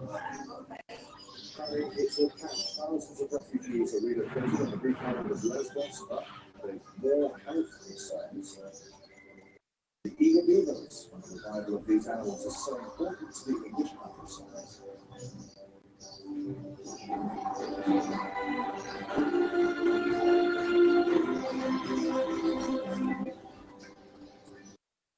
It's been a pillar of the fight for women's rights, the powerful liberal voice in the US. Now the death of a long-serving Supreme Court Justice, Ruth Bader Ginsburg, is poised to trigger a significant political battle weeks ahead of the presidential election. Even as the 87-year-old was dying of pancreatic cancer, she passed on a plea that there should be no rush to fill the vacancy in America's highest court. Angela's Alan Fisher looks at Ginsburg's legacy. They started to gather on the steps of the Supreme Court in Washington as news of Ruth Bader Ginsburg's death broke. We got flowers and candles. The numbers swelled. People marching together to dealt personally. Ruth Bader Ginsburg was physically small, but her presence was large in the court. She was a blunt-talking liberal who often challenged her conservative colleagues on the bench. Born to Jewish immigrants in Brooklyn, New York in 1933, Ginsburg was a brilliant student. She was one of only 9 women to enroll in Harvard University Law School in 1956. She returned to Columbia University, where she graduated at the top of her class. When Ginsburg told one television interviewer, "No law firm wanted to hire a married mother." I had 6 applications. One I was Jewish, 2 I was a woman, but the third whether I was a mother before you stand up. But as the 60s and 70s launched the women's movement, Ginsburg found a place in academia. Then, as co-founder of a women's rights project for the American Civil Liberties Union, she wrote the first Supreme Court brief on gender discrimination. After 12 years as an appeals court judge in Washington, D.C., President Bill Clinton appointed Ginsburg to the U.S. Supreme Court in 1993. Ginsburg proved to be a consistent liberal voice on the increasingly conservative High Court. She supported abortion rights and gender equality. She also advocated using international laws to shape U.S. laws. The outspoken Ginsburg fought several battles with cancer. Her dying wish was the vacancy her passing creates will not be filled until after the election. Outside the court, one Trump supporter with a megaphone urged the president to move quickly. He was drowned out by the chants of others. The president has already unveiled a list of people he wants to put on the court if he wins a second term. But leading a rally, he only praised Justice Ginsburg. She led an amazing life. What else can you say? She was an amazing woman. Whether you agree or not, she was an amazing woman who led an amazing life. I In 2016, Justice Antonin Scalia, a Republican choice, passed before the presidential election. The Senate refused to confirm a Democrat successor named by President Obama. Democratic candidate this time around, Joe Biden, says there must be no decision until the election has passed. Voters should pick the president, and the president should pick the justice for the Senate to consider. This was the position of the Republican Senate took in 2016, and there were almost 10 months to go before the election. That's the position the United States Senate must take today. Ginsburg tried to maintain strong liberal voices on the Supreme Court to balance the conservative ones. Now, her own voice would be silent. That balance under threat. Alan joins us now live from outside the Supreme Court in Washington. Alan, no sooner has the country begun to mourn the loss of a powerful liberal voice than a political battle begins to brew. What could happen next? Well, really, Mitch McConnell will take his lead from the president if the president decides, and it's almost certainly he will, to put forward a nomination. Mitch McConnell, who's the Republican leader in the Senate, would then help to organise Judiciary Committee hearings, and the nominee would go in front of the committee to ask questions. If they get through that and with a Republican majority, we expect the vote will then go to the floor of the Senate for a full vote. Can that happen before the election? That might be difficult. Donald Trump certainly has names of people he would like to put on the Supreme Court. He's already unveiled the list he would like to work his way through if he was given a second chance. So he could easily pick one of the names from that list. The question is, can you get it done before the election on November the 3rd? That might be a very tight time. However, there's the possibility that it could be done before the inauguration on January the 20th. So why is that a problem? Why does that create a constitutional crisis? Because of this. The Democrats say that the vacancy should be left open. Mitch McConnell in 2016, when Antonin Scalia died, said that there was no way that he was going to put a decision about who goes in the Supreme Court until the people had spoken. Now he says, well, there's a Republican president and a Republican Senate, therefore they're absolutely within their rights to consider any possible nominee that the president puts forward. That will anger and upset Democrats. Also will perhaps upset Ruth Bader Ginsburg's family as well. So if Mitch McConnell moves forward with this plan and say Joe Biden wins the election, you can see why there is a constitutional crisis. Joe Biden could then walk into a Supreme Court where there is a 6-3 majority in favor of Republicans, and that could change the face of the judiciary here in the United States, not just for 1 or 2 election cycles, but perhaps for an entire generation. And how would accusations of hypocrisy play among Republican senators and voters?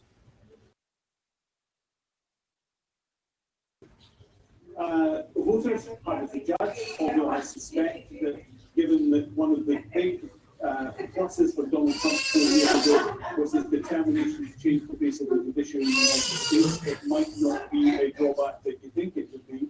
As for Mitch McConnell, he said in 2016 that he can't put someone on the Supreme Court until the election's been held. This time around, he's already made his justification. The difficulty is marshalling the votes now. There's a number of Republican senators who are in very tight races. Is there the possibility that they would want to cast a vote before the election? Yeah, that could always happen. We're talking about Susan Collins in Maine, perhaps even Mitt Romney, who's not facing a challenge this time around, who's been an outspoken opponent of Donald Trump. And then there is the case that when someone in 2016 said there was no way he would vote for president in an election year. And so they're still watching to see that. So there's still a little ground to cover. But you can see the concern, the basis for constitutional crisis already being created at the moment. Al Jazeera's Alan Fisher, live outside the Supreme Court in Washington. Many thanks, Alan. There have been arrests in Belarus as people continue to protest against President Alexander Lukashenko.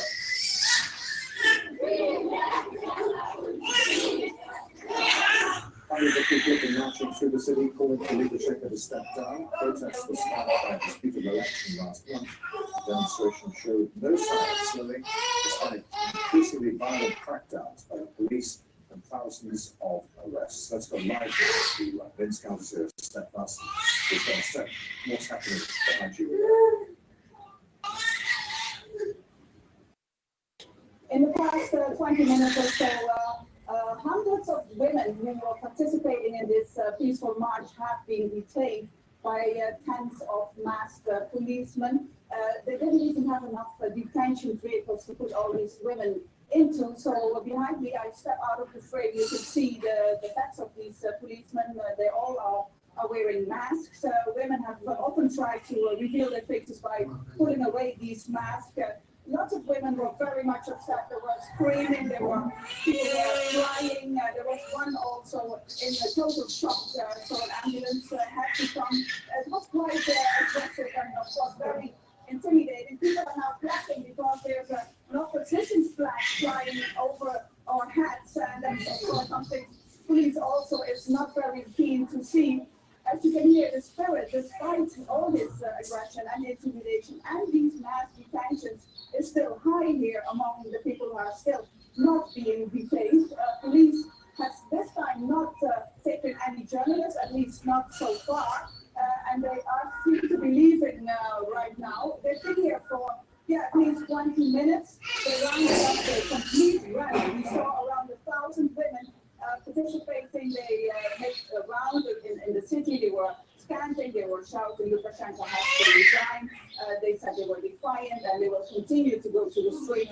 And then suddenly police came and picked them all up. All right, so what's happened to right now? Is that it's over?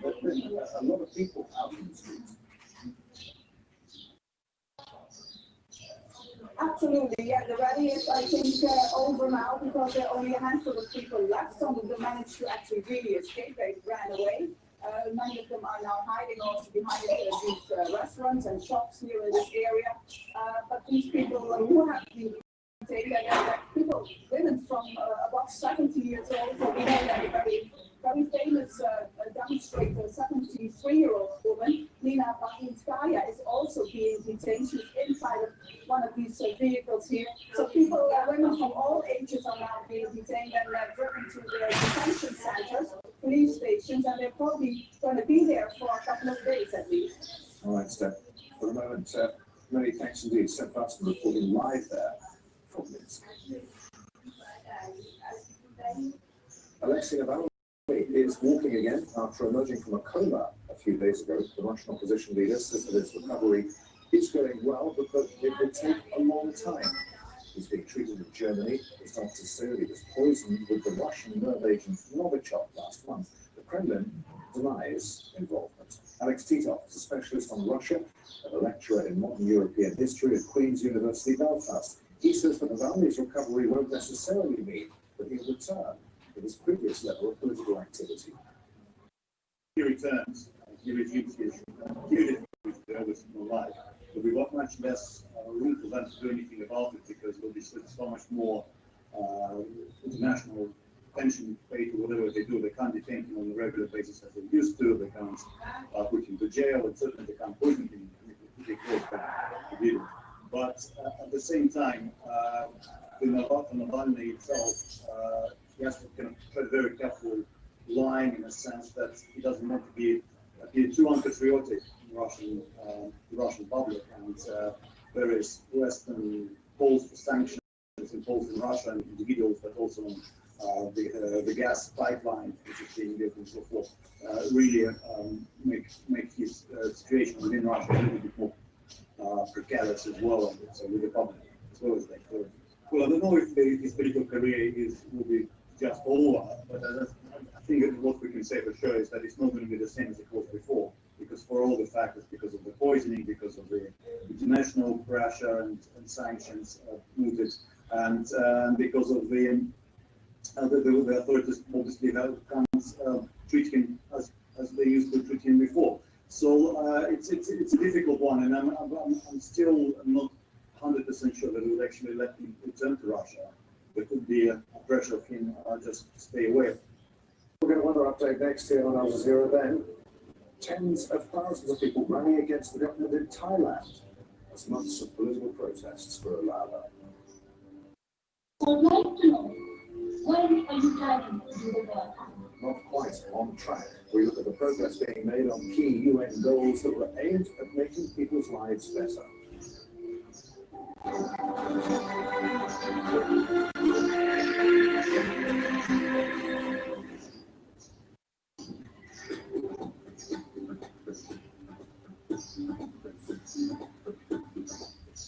Hello, we've got some dry weather now making its way towards Japan. We have got this band of cloud and rain. It's making its way out of eastern parts of China, just pulsing through. Still a chance of some wetter weather for a time. It will gradually just nudge away. Temperatures in Tokyo are around 23 Celsius. Showers there to the eastern side of Japan as it just pulls out into the open waters. Brighter skies across the Korean Peninsula, partly dry across the part of northern China away from the China Northeast. But you see the central areas still looking pretty wet. That wet weather coming right down into the southeast Hong Kong.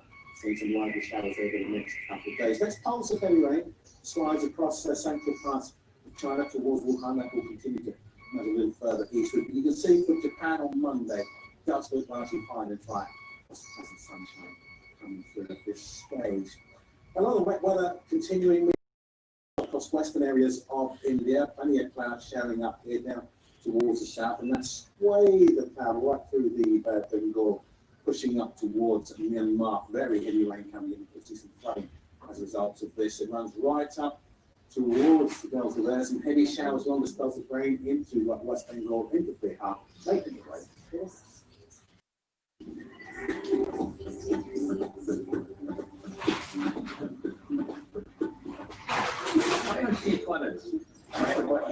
These days, it's hard to filter out the noise and keep track of what's really important. The bottom line tackles the big issues that are shaping the United States, its people, its economy, and the way it deals with the rest of the world. The bottom line, only on Al Jazeera. I've been covering all of Latin America for most of my career. No country is alike, and it's my job to shed light on how and why.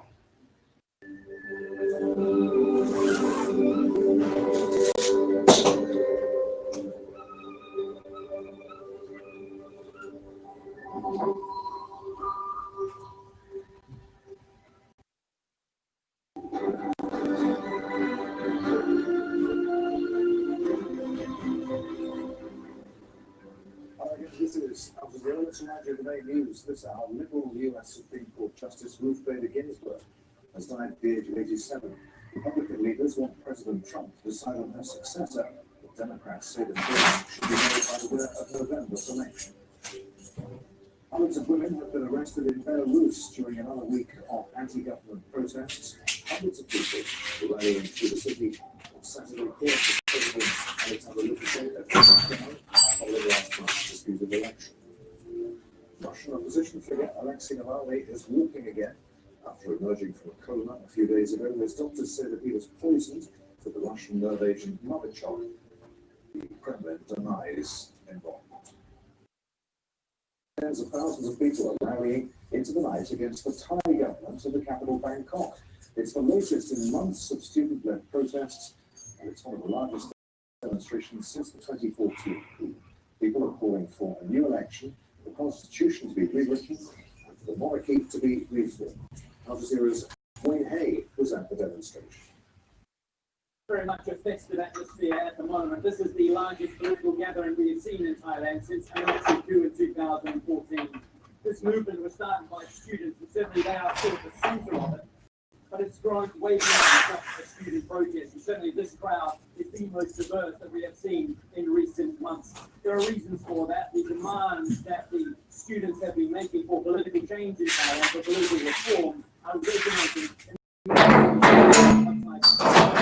this is also the anniversary of the military coup in 2006 that saw the democratically elected government led by former Prime Minister removed from office. And many supporters of him and his government have come out to join this protest. It started at Thammasat University across the road.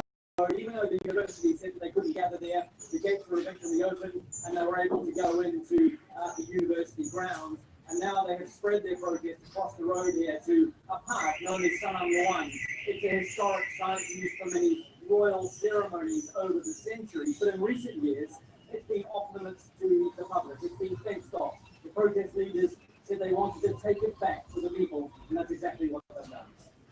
The second day, Taiwan says that it scrambled jets in response to an approach made by Chinese aircraft. Taiwan's defense ministry says the aircraft crossed the midline of the Taiwan Strait. The air defense missile system was deployed. The military tension coincides with a visit by a senior U.S. official to Taiwan.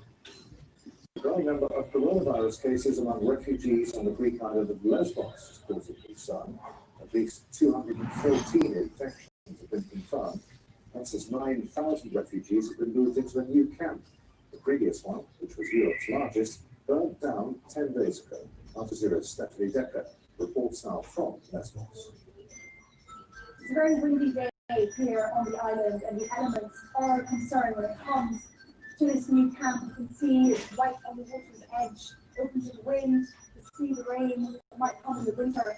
A lot of people are concerned about entering this camp. We understand around 9,000 people have entered in the last couple of days as a result of that police operation. They were concerned about the conditions. They were concerned that they would be locked inside, describing it potentially as jail. But certainly what we've seen this morning, we've seen people walking along this road from the camp towards one of the main supermarkets, and we're told by the authorities running the camp that people are allowed to leave up until 8 p.m. in the evening to go and do shopping. So this will be a welcome relief. It is still a very fluid situation. This emergency camp just having been set up in the last couple of days. We understand it's being divided on ethnicity as well. Most of the people here are from Afghanistan. They will be held in certain areas, housed in certain areas, people from Arab countries and other areas, and people from the African countries, again, in separate areas. But the bigger question is this: whether these people are going to get off the island. Many of them have already been here for over a year. Yes, the burning down of Moria camp has put this back into the international spotlight. The European Union is going to be debating their migration policy, but this again, indicative, a symbol of the failure of those policies. And really what is it for a lot of people, they want their papers to be processed and they want an answer. Either stay, either go, but certainly this limbo for them has been a nightmare, and the authorities at the moment not giving indication that they will be leaving the island anytime soon. Britain's government is facing increasing criticism over the lack of testing available for people with COVID-19 symptoms. Many say they're being forced to wait for days because the system can't cope with demand. With a second wave of the virus emerging, the government is considering new restrictions. Indonesia is reporting a record daily increase in new coronavirus cases. More than 4,000 infections were recorded in the last day. Indonesia has the highest number of COVID-19 related fatalities in Southeast Asia. Almost 9,500 people have died. And in Russia, new coronavirus infections have risen above 6,000 a day for the first time in 2 months. The government says it's increasing production of its vaccine. Russia has reported more than 1 million infections overall. Guatemala's president is tested positive for COVID-19. 64-year-old Alejandro Giammattei is now urging his entire cabinet to get tested. He's the fourth Latin American leader to contract the coronavirus. U.S. Marines have been called in to help fight wildfires in California. Dozens have been trained to help emergency crews, but being stretched to the limit by unprecedented fires along the West Coast. At least 25 wildfires being fought in California alone, and in Oregon and Washington states, at least 35 people have died and huge areas of land destroyed. Sudan's government is being urged to prevent more damage and loss of life from flooding. 500,000 people have been forced from their homes, and more than 100 have died. People living close to the River Nile say that authorities must monitor river levels more closely, and they're calling on the government to address the poor health of buildings and roads in flood-prone areas. Al Jazeera's Hill Morgan reports now from Khartoum. Of course, it's the worst floods have been seen in more than a century, and the water levels of the Nile River is receding in Khartoum and the southern parts of the country. In the northern part of the country, especially River Nile State, however, the story is still very much the same. The state is still witnessing devastation from the floods. The level is still very high. And that's because there is another river that is contributing to the Nile that also comes from the Ethiopian highlands. That's the Atbara River. And because of heavy rains on the Ethiopian highlands, more water has been flowing down that river downstream to the Nile. So people there still remain displaced, still suffering from the devastating effects of this never seen before floods. The number of those who've been displaced has risen to 650,000 over the past week. And the government is warning that there will be more floods as more rains are expected on the Caribbean islands. So people are saying that they're concerned because they're already seeing rises in the number of cases of waterborne diseases. They're saying that they're reporting watery diarrhea, they're reporting bilharzia, but they're worried about what will happen when the water goes down and the water inside the villages and towns remain stagnant. That's when they're going to see cases of malaria coming up. And they say that they're already suffering from the losses of their homes, of their properties, in a country that is going through a very harsh economic crisis where the currency of the Sudanese pound continues to devalue. So they're saying that even affording treatment, if this crisis continues, will be very hard for them. So they're urging the government to respond. The governing party in Ivory Coast is holding an election campaign rally ahead of next month's general election. The tension is running high there after judges barred opposition leaders Guillermo Soro and Laurent Gbagbo from running. Critics say that the constitution forbids President Alassane Ouattara seeking a third term in office, but he says he has no choice following the sudden death of his chosen successor in July. Next week marks 5 years since United Nations member states committed to a set of targets that are meant to make life better for people around the world. But the plan to achieve the Sustainable Development Goals by 2030 is way off track, and the coronavirus pandemic hasn't helped. After trying to get it to James Bay's reports. At a special, while still socially distanced meeting at the UN, strong words aimed at global leaders from one of the world's youngest yet best known campaigners.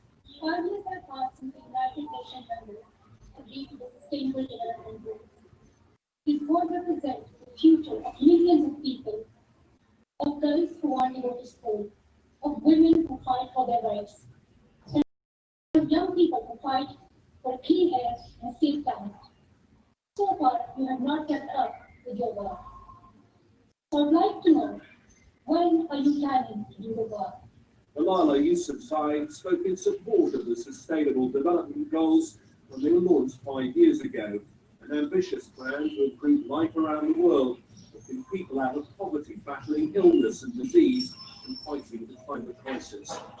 But the goals weren't on track before the outbreak of the pandemic, and the UN Deputy Secretary General told me COVID-19 made things even harder.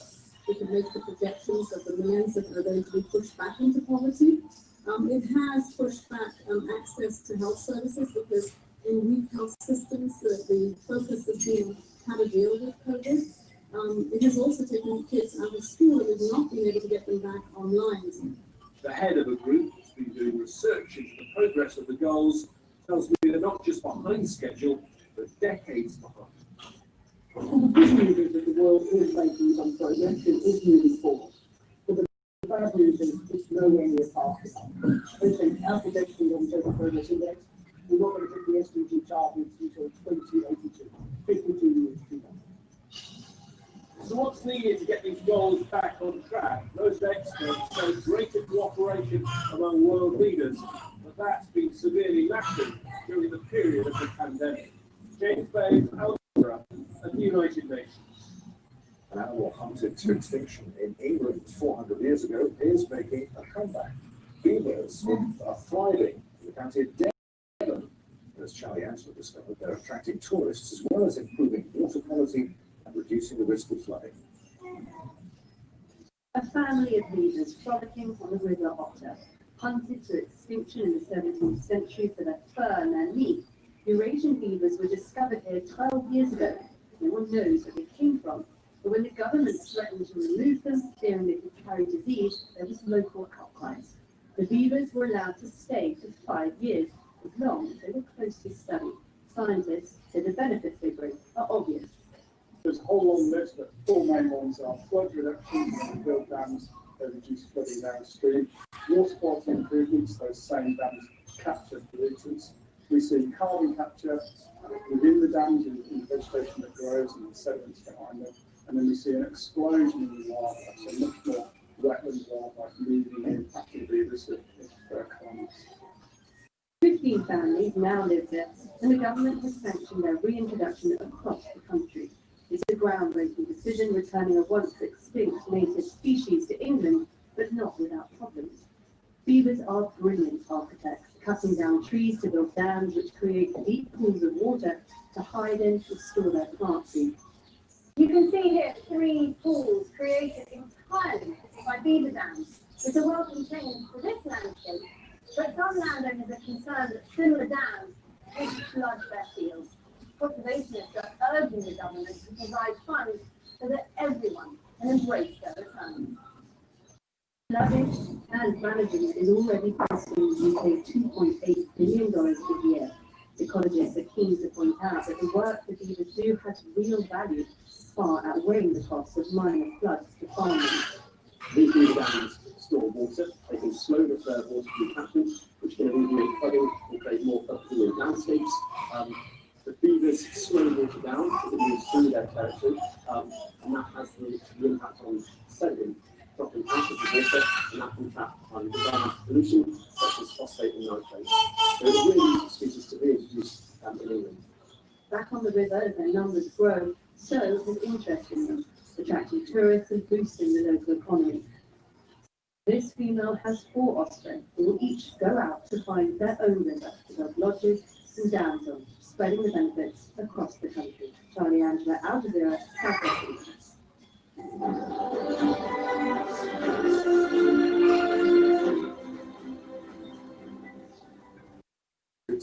Hello, Adrian Finnegan here in Doha. The headlines on Al Jazeera. Liberal US Supreme Court Justice Ruth Bader Ginsburg has died at the age of 87. Republican leaders want President Donald Trump to decide on her successor, but Democrats say the choice should be made by the winner of the presidential election, which is in 6 weeks' time. Hundreds of women have been arrested in Belarus for another week of anti-government protests. People have been rallying through the city, calling on President Alexander Lukashenko to step down following last month's disputed election. Step Carson witnessed some of those arrests. Police has this time not taken any journalists, at least not so far, and they are seem to be leaving right now. They're sitting here for at least 20 minutes. They rounded up the complete rally. We saw around 1,000 women participating. They made a round in the city. They were chanting, they were shouting, Lukashenko has to resign. They said they were defiant and they would continue to go to the street, and then suddenly police came and picked them all up. Russian opposition figure Alexei Navalny is walking again after emerging from a coma a few days ago. His doctors say that he was poisoned with the Russian nerve agent Novichok last month. Kremlin denies involvement. Tens of thousands of people are rallying into the night against the Thai government in the capital Bangkok.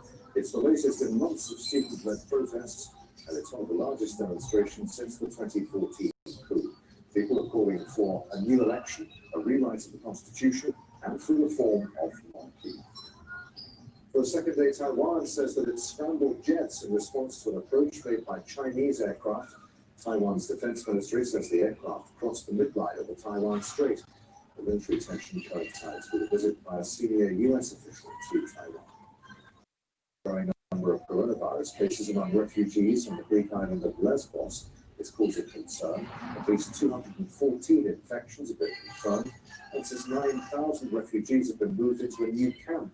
The previous one, which was Europe's largest, burned down 10 days ago. And Britain's government is facing increasing criticism of the lack of testing available for people with COVID-19 symptoms. Many say they're being forced to wait days. Those are the headlines. More news for you here on Al Jazeera after the bottom line. Next. On counting the cost of aging population, soaring debts and recession, can Japan's new Prime Minister fix the economy?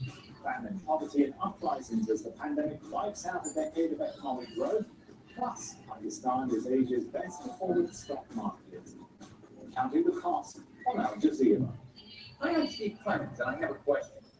Are evangelicals giving President Trump the votes he needs to win a second term? Let's get to the bottom line.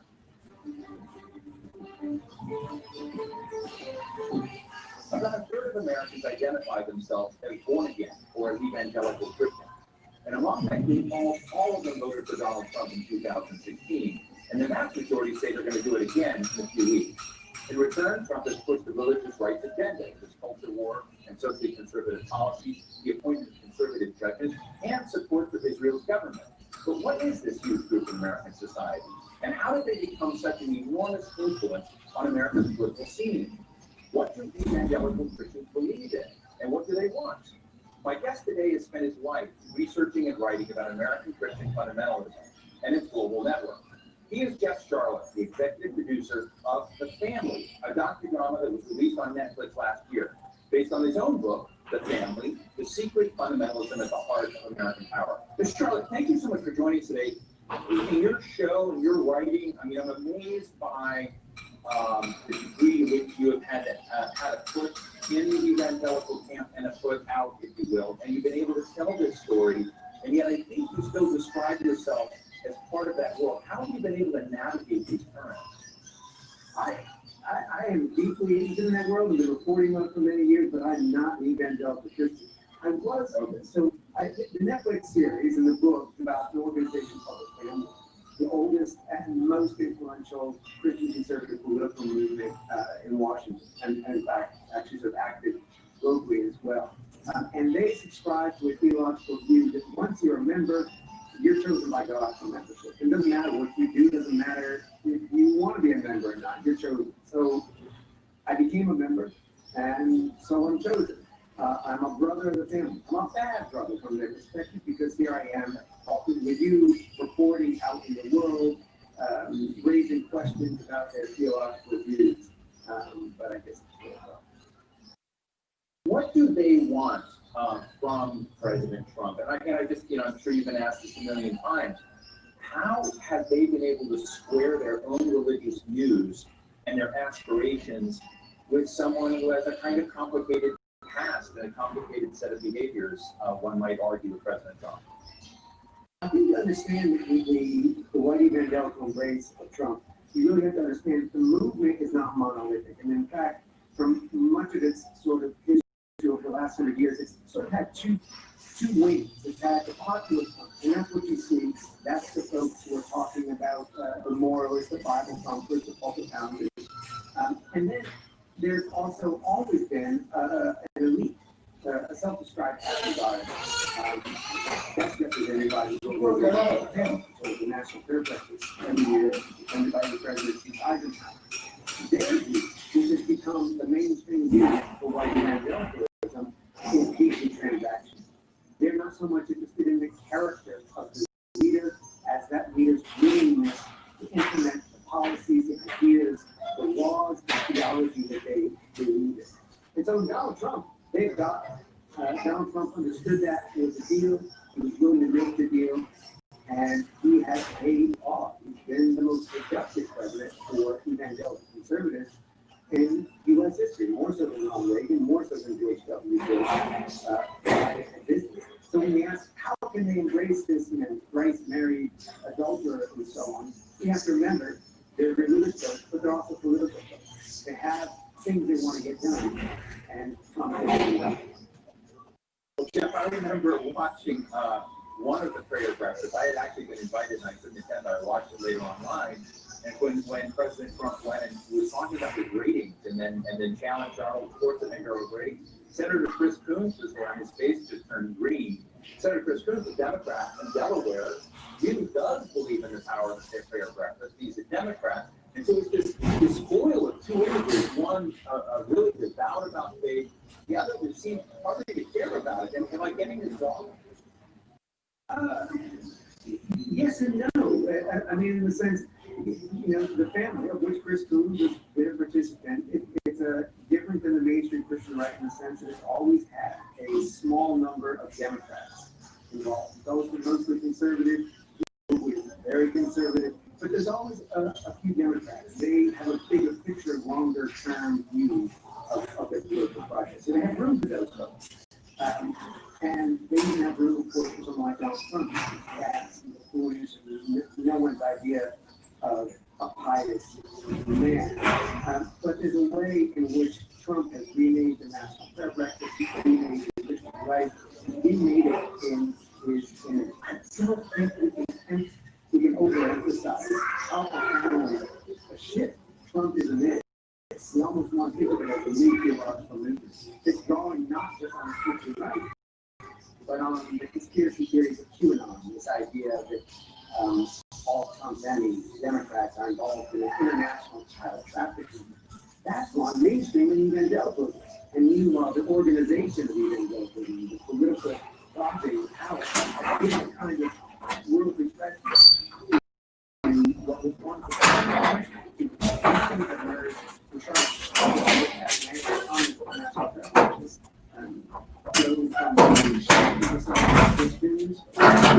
being accepted and even celebrated by most of the members of the family. But I guess part of my deep interest in this question are the, the contradictions that evangelicals carry with them. If you go, you find, a Twitter account of an evangelical who's active politically, it might, have a guy who served in the military, says he's a child of Christ, a real patriot, holding up with a gun, might have, talk about white America. And so from someone who looks at Christianity as a religion, as a forgiving religion, as a religion of the lost, for the needy, it seems something very different in these visual images. And I'm wondering if you can give our viewers an understanding of some of what the evangelical carries and how it got so woven into a very kind of pugnacious, dark politics. Yeah. I think here again, groups like the family and the sort of the elite wing, if you want theologically sophisticated, you want to put it that way, are out front and actually shape the ideas that the rest of the movement now subscribes to. So whereas Christianity, of course, has always emphasized, maybe not always adequately, but the poor and the weak and the suffering, the down and out, this group of families began back in the 1930s as from their point of view, anti-socialist movement. What they believed was a vision from God, telling them that Christianity had been getting it wrong for nearly 2,000 years by focusing on the down and out. That those who God cared most about were the up and out. That is, figures that were in power, that God had put in power. And it didn't really matter the virtue of that person. God was using that kind of figure. They would compare it to King David in the Bible. People know the story of David and Goliath, the young boy who kills the giant. The adult David becomes a much more complicated figure, not always a good man by any stretch. It doesn't matter to them. They use this to say, this is the model for political leaders. You're chosen by God to do God's work. And here's where it gets really scary. They have long compared Christ not to a lamb, but to, and I'm quoting you, it sounds so outlandish to say, if you want to understand the strength of Jesus, they say, look at Hitler, Stalin, Lenin, Mao. And you look at this horrific list of figures, it's not fascist exactly, it's not communist exactly. The common denominator for them is strength. And I think in the last 30 years. So wait. So you're saying they admire, I mean, I hate to interrupt, but you say they're saying Mao and Lenin and Hitler with admiration. Admiration, yes. I don't know if I could put it respect. They're clearly human men. But when they try and understand their Christ, they don't see a peaceful lamb-like figure. They see a figure of strength. They emphasize that spectrum to sort of say that the virtue that they most admire and that Jesus has come to be at the heart of the American Christian life is strength and sort of strongman personality that they see reflected in Donald Trump. So, for instance, you look back at the 2016 campaign, one of the best-selling evangelical books in support of Trump is called God's Chaos Enemy by an evangelical Trump called Lance Wallman. And in the book, he describes Trump as a weapon, as a vicious weapon for ours now. And you see that across the Christian right now. Books like Wild at Heart, emphasizing those verses of the New Testament that emphasize violence. Christ says, I come not to bring peace but the sword. That violent men shall take the kingdom of heaven by force. These are metaphors, but they become literalized and the kind of violent rhetoric that surrounds them. Yeah, I want to play a clip for you of the president talking about Joe Biden. He's following the radical left agenda. Take away your guns, destroy your Second Amendment, no religion, no anything, hurt the Bible, hurt God. He's against God, he's against guns, he's against energy, our kind of energy. He's against God, he's against guns, and he's against our kind of energy. Now, you've talked a lot about the code, the secret handshake, the signaling that goes on in this community. Is that what President Trump is doing as he depicts Joe Biden? What's fascinating about Trump's rhetoric now, and I've been reporting last fall, I spent some time traveling around the country, going to Trump rallies, talking to everyday Trump supporters, I'm always looking at what is the religious element here. And that QAnon conspiracy theory that, again, was fringe, has now moved into the mainstream. It's become kind of a theological justification. So Trump is, in as much as he's sort of signaling to the Christian right base, and simultaneously talking to the QAnon believers who are looking at things in more and more stark, good and evil, final spiritual war battle terms. They call it the storm. And Trump is appealing to that. And maybe more than appealing to it. What was really fascinating, he showed us that clip. There's another clip from speaking to Lord Abraham a couple of weeks ago. And he went too far even for her, talking about the dark shadows, as he put it, that secretly control Biden. These people in the streets who don't know their names. In other words, he's not just sort of promoting conspiracy theory, he's almost sort of entered into it. This very frightening mix of conspiracy and theology that has come to displace what is the better traditions of American evangelicalism. They are there, but they're not before. I mean, I'm going to ask you, and I don't want to mislead our audience either, and it's one of these things that's very hard to kind of unwind if you're not in it like you are much more closely. I know a lot of evangelicals and born again Christians. They're really decent people. I mean, they have different views in some cases than I do, but they don't believe, a guy who owned a pizza place in DC had an underground basement for child trafficking, and which was one of the disproved conspiracy theories out there, that a guy went up with a gun and killed people. I mean, it's just a remarkable part of the QAnon conspiracy theory. So when we talk about QAnon and conquest, why isn't that disqualifying in the eyes of many other evangelicals when he's chasing a fringe part, like has to be a fringe part of the evangelical community? It's not fringe anymore. I mean, there's a recent poll that shows that altogether something like 56% of the Republican Party subscribes to some part of QAnon's theories. A whole third believe that almost all of QAnon is true. And increasingly, we have Trump, of course, has endorsed QAnons, and these are people who love our country. It's moved from the fringe to the mainstream. And I think of an evangelical pastor I know who described some sort of frustration at talking to his peers, because so many of them have embraced it. Of course, not everybody. And there's lots of folks who have technical wits in their faith about them. But more and more, they're the fringe. They're the ones who are being pushed to the margin. We saw that back in 2016, and it's completely solidified now. People talked about the Christian right leaders who opposed Trump, and there were some people that they had their conscience wouldn't allow them to support it. They lost. They got pushed out of their organizations. Second and third tier leaders who line themselves up with Trump are now in the driver's seat of that movement. So that's what I speak of as Trump is in the transformation moment. And I think that's certainly a shake-up of where the power is.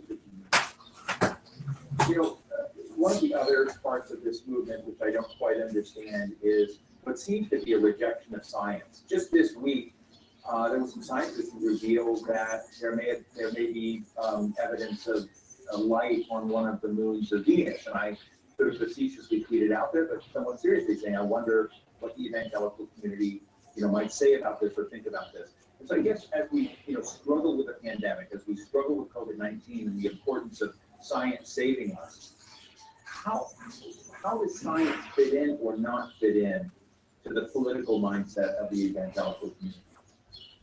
I think about it in terms that a man named Chuck Colson explained to me. Chuck Colson, who was to Nixon perhaps as Roger Stone to Trump. He was sort of the brains behind the dirty tricks operations, and he ended up going to prison for his role in Watergate. There he was born again through this organization of family, and he came out to found an organization called Prison Ministry and become one of the really leading intellectuals of the Christian right. And the way Colson put it to me, he said, pick any issue you want that the Christian right cares about, whether it's creationism or abortion or LGBTQ rights, whatever it is. He says, these are all just wedges. They're not the main issue. The main issue is always been, for him and for many of the Christian right, between the authority of God and secularism. And so I think for a lot of far-right evangelicals, they don't see themselves as anti-science, they see themselves as anti-secularism. They say we can have science, but it has to be within this framework of theology. Theology has to sort of reign supreme over that. And that allows them to take these wild anti-science positions without feeling as if they've gone off the deep end. They think that they're still within a logical order of the universe. So you've also written about the global network, and what's interesting is that some of the states that we right now see the UAE, Israel deal, and Bahrain, and Egypt, and Jordan. Some of these states pride themselves on being highly secular states that are normalizing with Israel. But I want to play a clip for you, President Trump, talking about this. We moved the capital of Israel to Jerusalem. That's for the evangelical. It's amazing with that. The evangelicals are more excited about that than Jewish people. It's really, right? It's incredible. But we did that. And Golan Heights, don't forget Golan Heights. We did Golan Heights. So Jeff, what's going on there? I mean, it is interesting. I follow the Middle East politics pretty closely, but I think Donald Trump is right that there's a lot of evangelical enthusiasm for some of the moves that have been made with Israel. But it is also striking to me that those new alliances that Israel is getting are with starkly secular or mostly secular governments in the Middle East that are rejecting a kind of theological government, if you will. I can't speak to specifics of how those deals are coming about. What I can say is that you say what's going on there. I think it's very, very pretty straightforward in Trump's mind. It's the art of the deal. It's a quid pro quo. And that deal for him, as a long has been for American conservatives, is a deal with the American Christian right. If the American Christian right has left Israel because it fits into their prophetic understanding of the world, then there's any number of Republican politicians, conservative politicians, who will line up to sort of service that theology. Trump has done it more cynically and more aggressively than most. And look, I mean, if that leads to some improvement in peace, all for the best. But I don't think we should mistake that for any kind of broad-minded foreign policy. That's domestic policy played out in the Middle East. Jeff, one of the things that I've been struggling with as I think about these issues is, I guess, the legacy of tolerance that America was about. It was about commingling people, that individual right of faith to worship as one wanted. But we had lots of different ones. You go to South Carolina, there are synagogues, there are churches, there's lots of things, and also among the founding fathers, and a kind of built-in separation of church and state. And I guess the question is, it seems that what the evangelical movement is trying to accomplish is, as you've just said, is sort of the destruction of that secularist ethic. And I want to, I'll be like Rachel Maddow, tell me where I'm wrong. I wish I could. I'll say, I can tell you where many Christian right folks who said you're wrong was that that's not part of the founding. The founding of the Christian nation, the Christian nationalism is something new, but this idea of separation of church and state is something new. Some go to the conspiratorial idea saying that Thomas Jefferson never really wrote that in his letter to the Danbury Baptists. That's the document in American history where we find that phrase. Some looked to Supreme Court cases in the 1950s and 60s and said it introduced an alien idea that the United States is fundamentally a Christian nation. What was fascinating and overlooked in 2016, and it looks like it's going to be overlooked again in 2020, is that Trump, early on, I mean, actually in 2015, he understood that if he was going to support the Christian right, he needed to talk that talk. And he went and said, this is a Christian nation, and we have to preserve it for Christians. And there's a strong element of race mixed in with that. That we need a white Christian nation, of course, we've seen that. And so they don't see that they're overturning traditional tolerance. They see themselves as restoring the truth of Christian supremacy. Jeff, in our final minute or so, I'm just interested in your insights into the Achilles heel of the movement. Is there a way that if will it split one day between Democrats and Republicans? Will it eventually shrink because it's hit a top point? Or do you think it's a juggernaut that will just continue to grow without, being able to be stopped at some point? How do you see the weak points of it and the possible fall of the evangelical political movement? Real quick, I think the bad news and the good news. The bad news is ever since 1925, when there was something called the Scopes Monkey Trial. This was about teaching evolution in schools. And the evolutionists were widely derided in the press, and the press declared fundamentalism dead as a force in U.S. history. Overlooking the fact, by the way, the fundamentalists won that force. But it didn't matter. They were seen as fools. Since 1925, it's almost sort of like a drumbeat. Every 5-10 years, the press declares the Christian right, fundamentalism gone, we're past all that. 2008, when I published The Family, when I first published that book, folks asked me, like, why are you even talking about this now with Obama elected? Clearly, the Christian right is gone as a force. So it does endure.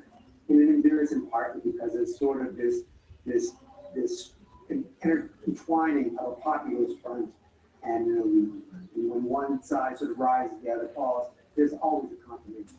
That's the bad news for those who are interested in separation of church and state. The good news is it's also a movement that is constantly breaking up into factions, has a democratic core, a small d, I don't mean Democratic Party, a small d democratic core that says, hey, I get to think for myself about what my relationship to God is. And that drives it into factions, into realignments, and to new theologies, new visions. So anybody who's counting on that, if the Republicans are counting on this to be rock solid forever, that's not a safe bet. The fault lines are there, but it depends on those within that movement to say enough of this transaction, and now it's not return to our faith.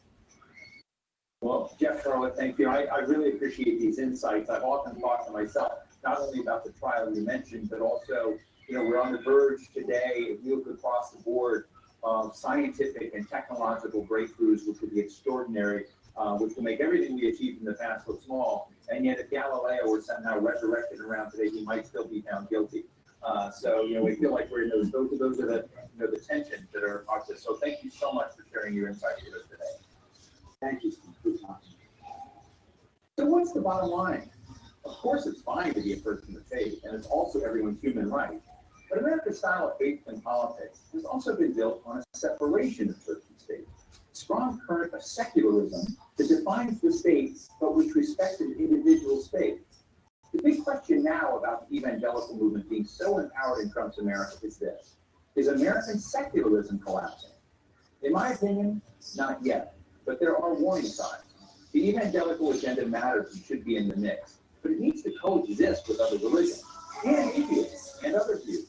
Evangelicals are motivated, but so too are those who see things differently. And that's the bottom line.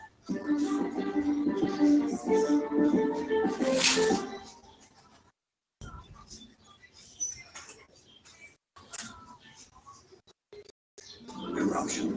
It is there, invisible behind a wall of silence. Yes. Corruption. Corruption is not something to be tolerated. What country is it you?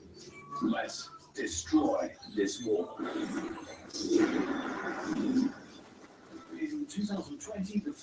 Peace Award encourages the heroes who are fighting against corruption. This helps our communities to save the resources that we need in order to address the burning problems that affect us all. Shine a light on your anti-corruption hero. Nominate now. Coveted beyond wealth, taken without hesitation, fought and died for. Power defines our world. Lots of new babies are dying, and it is nothing without it's neglecting babies to death. People and Power investigates, exposes, and questions the use and abuse of power around the globe. On Al Jazeera. After nearly 2 decades of conflict in Afghanistan, the ruling party has used 6 to face the negotiating table. We're watching this. Now we're in a different phase, which is Afghan, entering the United States, and refugee state also looking like it is urgency. It's a flag. I did see that need, the urgent need of the Afghans. Some of the key players of the peace process talked to Al Jazeera. We understand the differences and similarities of cultures across the world, so no matter how we take it, we'll bring you the news and current affairs that matter to you.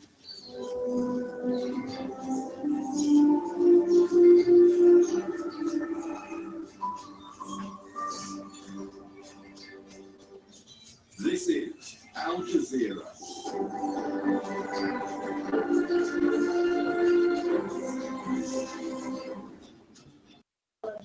This is the news our lives and go on. Coming up in the next 60 minutes, the death of a powerful liberal voice, Supreme Court Judge Ruth Bader Ginsburg, ushers in a fierce battle over her replacement.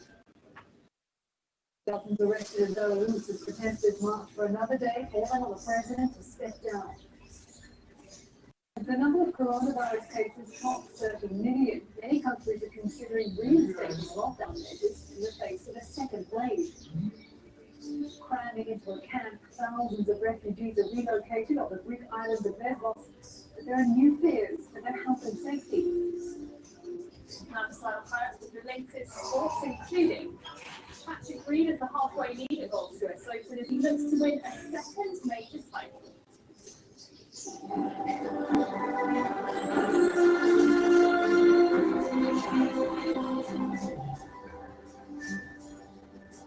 She was a pillar of the fight for women's rights to the powerful liberal voice of the US Supreme Court. Thousands worldwide on social media attend tribute to Justice Ruth Bader Ginsburg. The convoys are at the vigil at the Supreme Court House in Washington, D.C. to leave flowers and tribute. While her legacy is recognized, many Americans are anxious for what comes next. With just 6 weeks to go before the presidential election, Republican leaders want to fill a vacancy for the conservative replacement. Let's go live to Alan Fisher, who is outside the Supreme Court. So, Alan, Democrats obviously want to wait until after the election to appoint a replacement. The Republicans are keen to push this all through. How then is this all going to play out? Going back to 2016, at that point we were 10 months away from the election. That Justice by the name of Anthony Scalia had been put in place by Republican President Di. Mitch McConnell, who was the leader of the Senate at that point, the Republicans said there's absolutely no way that they were going to hold a vote in an election year, that would be wrong. Fast forward 4 years, with Ruth Bader Ginsburg dying just 6 weeks before the election. Mitch McConnell, who is again Republican leader of the Senate, saying that he is going to push ahead if the president gives a name. And just in the last hour, Donald Trump was tweeted saying that they have to move on this and they have to do it quickly. That creates the possibility of some sort of constitutional crisis here in the US, and this is why.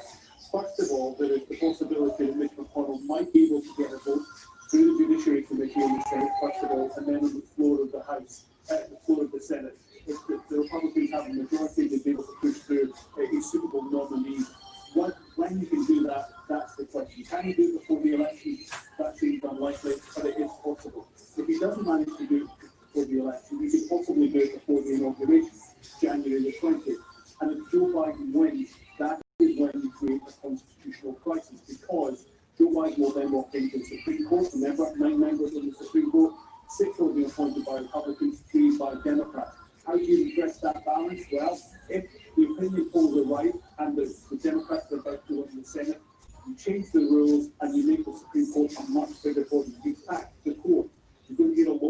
over the next couple of weeks. So that is why there is the potential for a constitutional crisis here in the United States. And Alan, just remind our international viewers, if you would, of why the balance of power in the US Supreme Court is so important. What's at stake? So often you get laws that are passed and they end up in the Supreme Court to decide whether or not they're constitutional. One example of that is the Affordable Care Act, that was known as Obamacare. It went to the Supreme Court a number of times and survived a number of Republican challenges. Let me give you another example. When it came to marriage equality, they allowed gay people to marry here in the United States. That was approved by the Supreme Court, even though there was many in the House and the Senate who objected to that. There's also a difficulty here as well, because at the moment the court is balanced 4-4. If the election is contested, if there is a real big problem with the election in November, it will inevitably end up in the Supreme Court. Remember, it happened in 2000.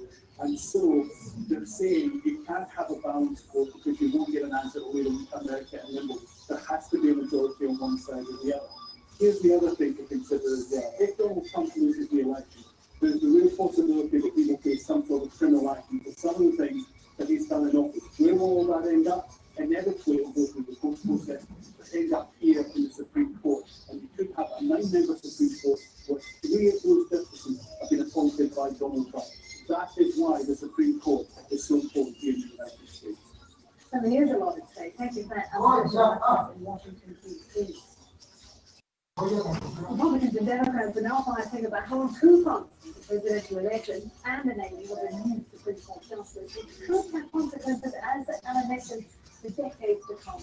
That's why Republicans want to proceed immediately with the nomination, while Democrats say it must wait until after the new president takes office.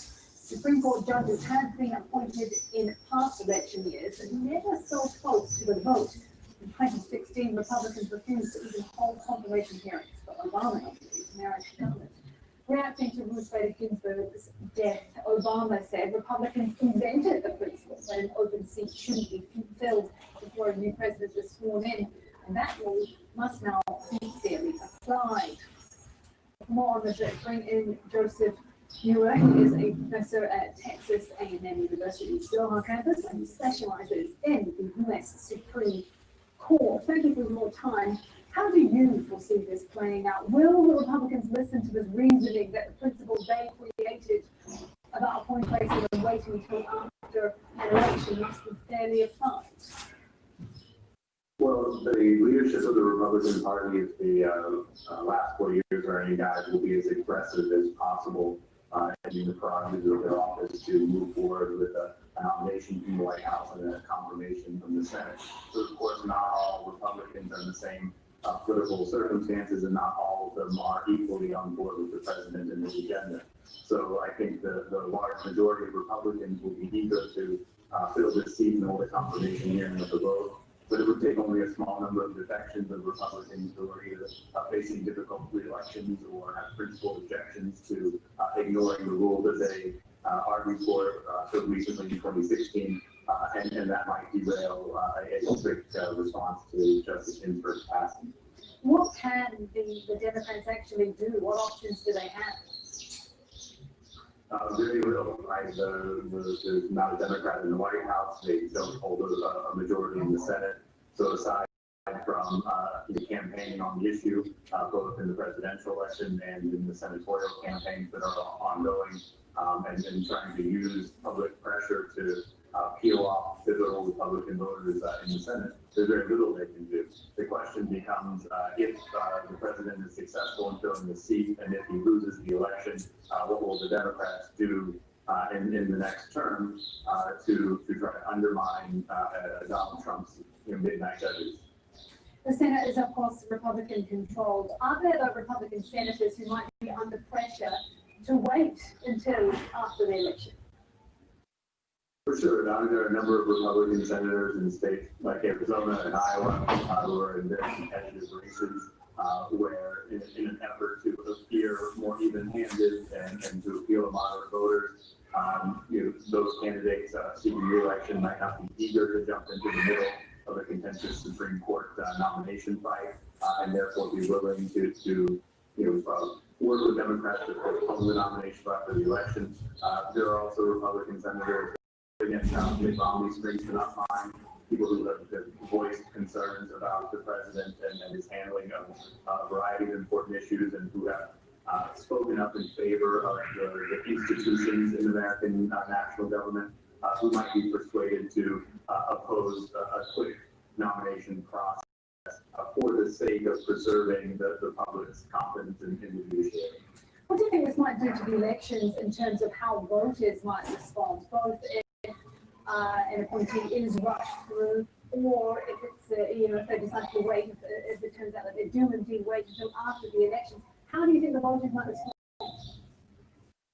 This is an unusual period in American history. I think we're in a deeply polarized moment. I think most people who will actually show up and vote in the election have made up their minds.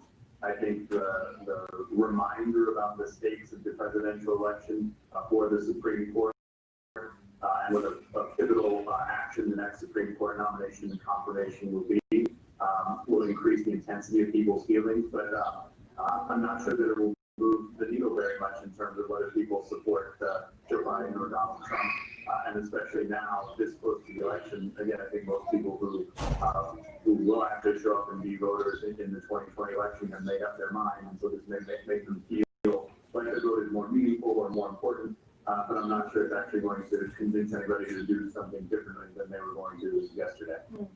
Okay, we'll have to leave it at time. Thank you for that, Professor Joseph Euro. Female protesters in Belarus are back on the streets following last weekend's mass arrests, and security forces have again been in action, making further arrests in the capital Minsk. Protesters aren't backing down in their demands for the resignation of President Alexander Lukashenko following his re-election last month, which many say was rigged. So it's a live update now from Steph Monson, who's in Minsk. Steph, just bring us up to speed. What's been happening?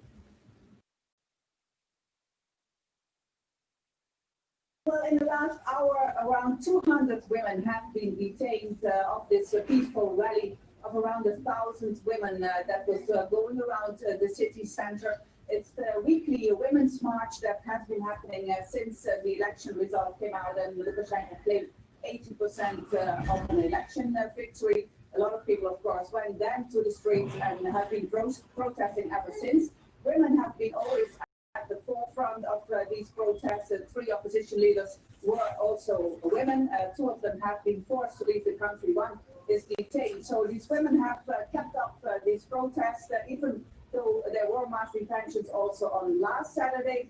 This Saturday, again, tons of mass policemen came with tons of detention vehicles. They picked them all up. There was a lot of emotion, aggression as well. Some women were screaming, some were crying. There was also an ambulance because one of them was in shock and she was in a very bad physical state.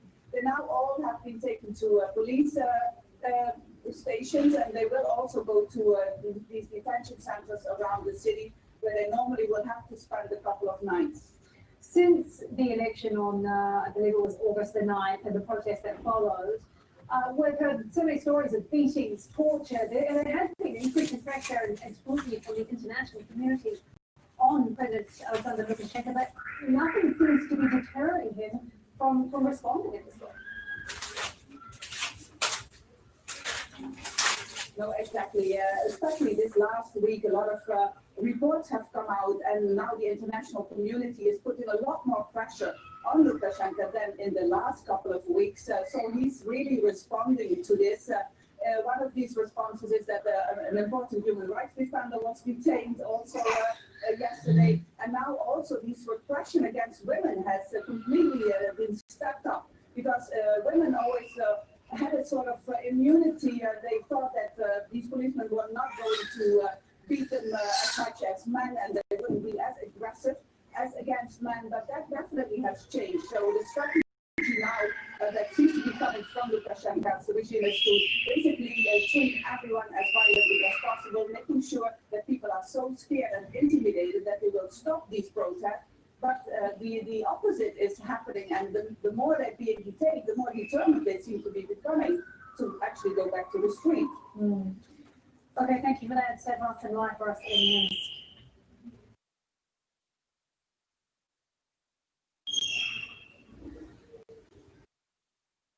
Alexei Navalny is walking again after emerging from a coma a few days ago. The Russian opposition leader says his recovery is going well. It will take a long time. He's being treated in Germany. His doctors say he was poisoned with the Russian nerve agent Novichok last month. The Kremlin denies involvement. More head on the news are including tens of thousands of people rally against the government in Thailand as months of political protests grow louder. Protests on the streets of Peru against the president. This while opposition politicians fail to win enough votes to impeach him. And fourth, NBA superstar LeBron James is not happy about a rare second place finish.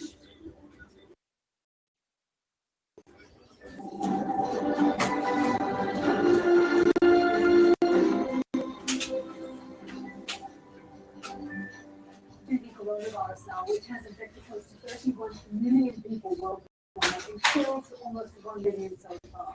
A second wave of infections is feared in many countries. The United States continues to be the worst affected with close to 7 million infections and nearly 200,000 deaths. India has added more than 93,000 new cases to its total of more than 5 million. Germany has recorded its highest daily number of new infections since April, and parts of Spain's capital Madrid are gearing up for restrictions affecting 850,000 Spaniards. Britain's Prime Minister Boris Johnson says a second wave of infections is being seen. He says new restrictions might be necessary. He doesn't want a nationwide lockdown. But for more on the United Kingdom's back and forth, let's go live now to Sonia Gable, who is in London for us. Sonia, tell us more about these new restrictions that are being considered for the UK.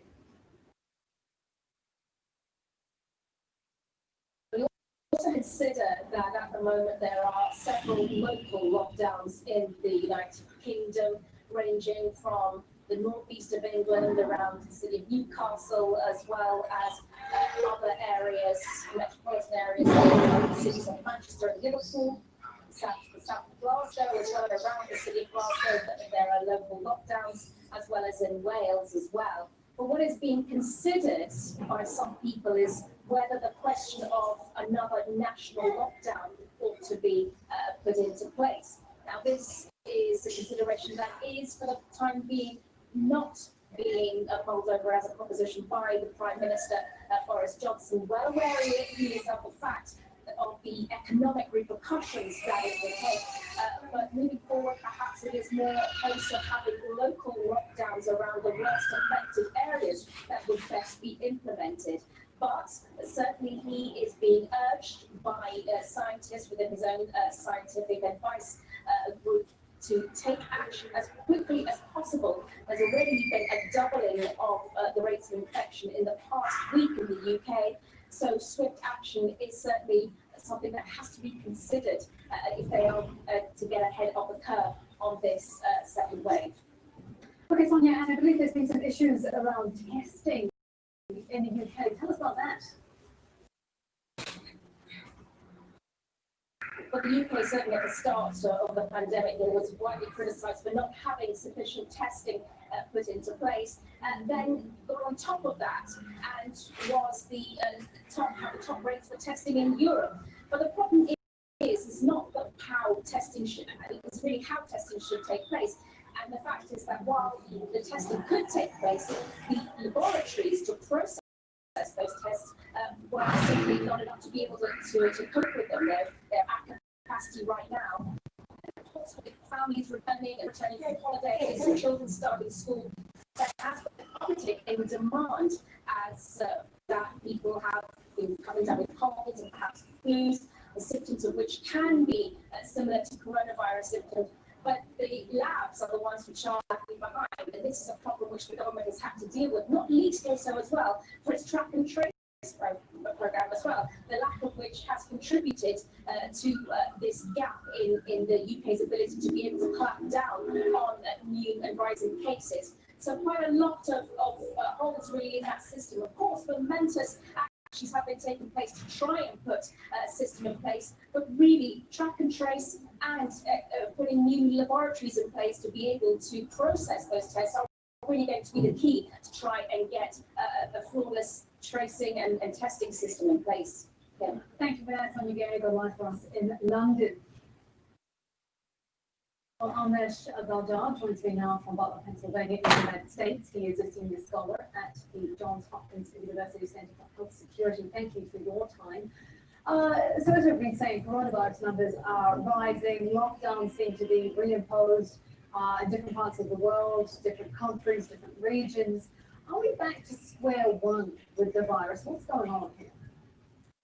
I wouldn't say that we're back at square one because we know a lot more in September of 2020 about this virus than we did even in March or April of 2020. We have new tools. We do know how to diagnose this. We have treatments.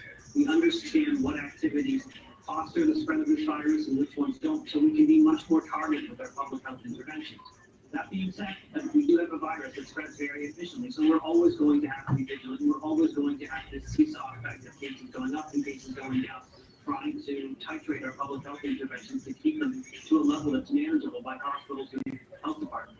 And this is reality until we have a vaccine. We should all just get used to this. You know, government's imposing measures, the numbers go down, we get a little bit more freedom, and then the numbers go back up and we start the cycle again. Is that just how it's going to be? In many parts of the world, it is going to be that way. It may be that way even with the vaccine, because the first generation vaccine may not produce what's called sterilizing immunity, and it just prevents you from having severe disease. So it may still be doing this for some time. The key question is, though, if you can test people, if people have the ability to know their status, maybe if there are home tests so people can know before they go out, we wouldn't have to do this as much because then you wouldn't have so many chains of transmission. It's that testing, tracing, isolating that we need to do, and many countries still do not have the capacity to do so. Talking about vaccines, many different countries, different leaders of different countries saying different things. When do you realistically think the vaccine will be widely available, and how long do you foresee it taking to roll it out?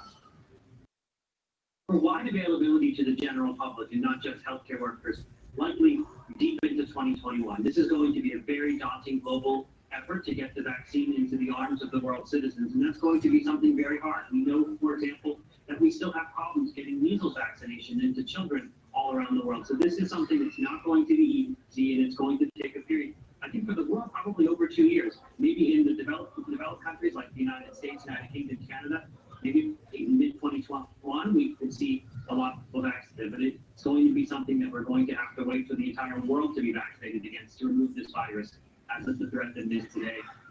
And some people have expressed concern about the speed with which vaccines are being developed. Do you think trust will be a factor when it comes to actually rolling out these vaccines? I do think it's going to be difficult. We've seen politicization of this outbreak from the very beginning, especially in the United States. We've seen some of the approval processes, for example, for hydroxychloroquine or convalescent plasma, be subject to political meddling, and that's going to decrease trust in a vaccine because the vaccine is going to come out with an emergency use in whatever country it is because we're not going to have long-term safety data.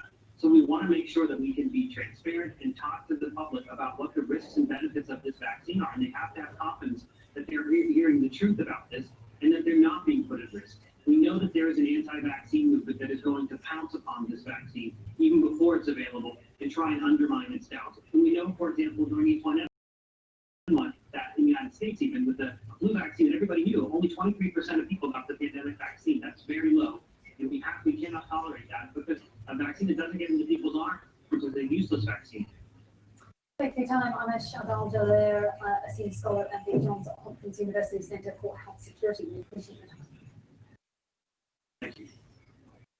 The growing number of coronavirus cases among refugees in the Greek island of Lesbos is causing concern.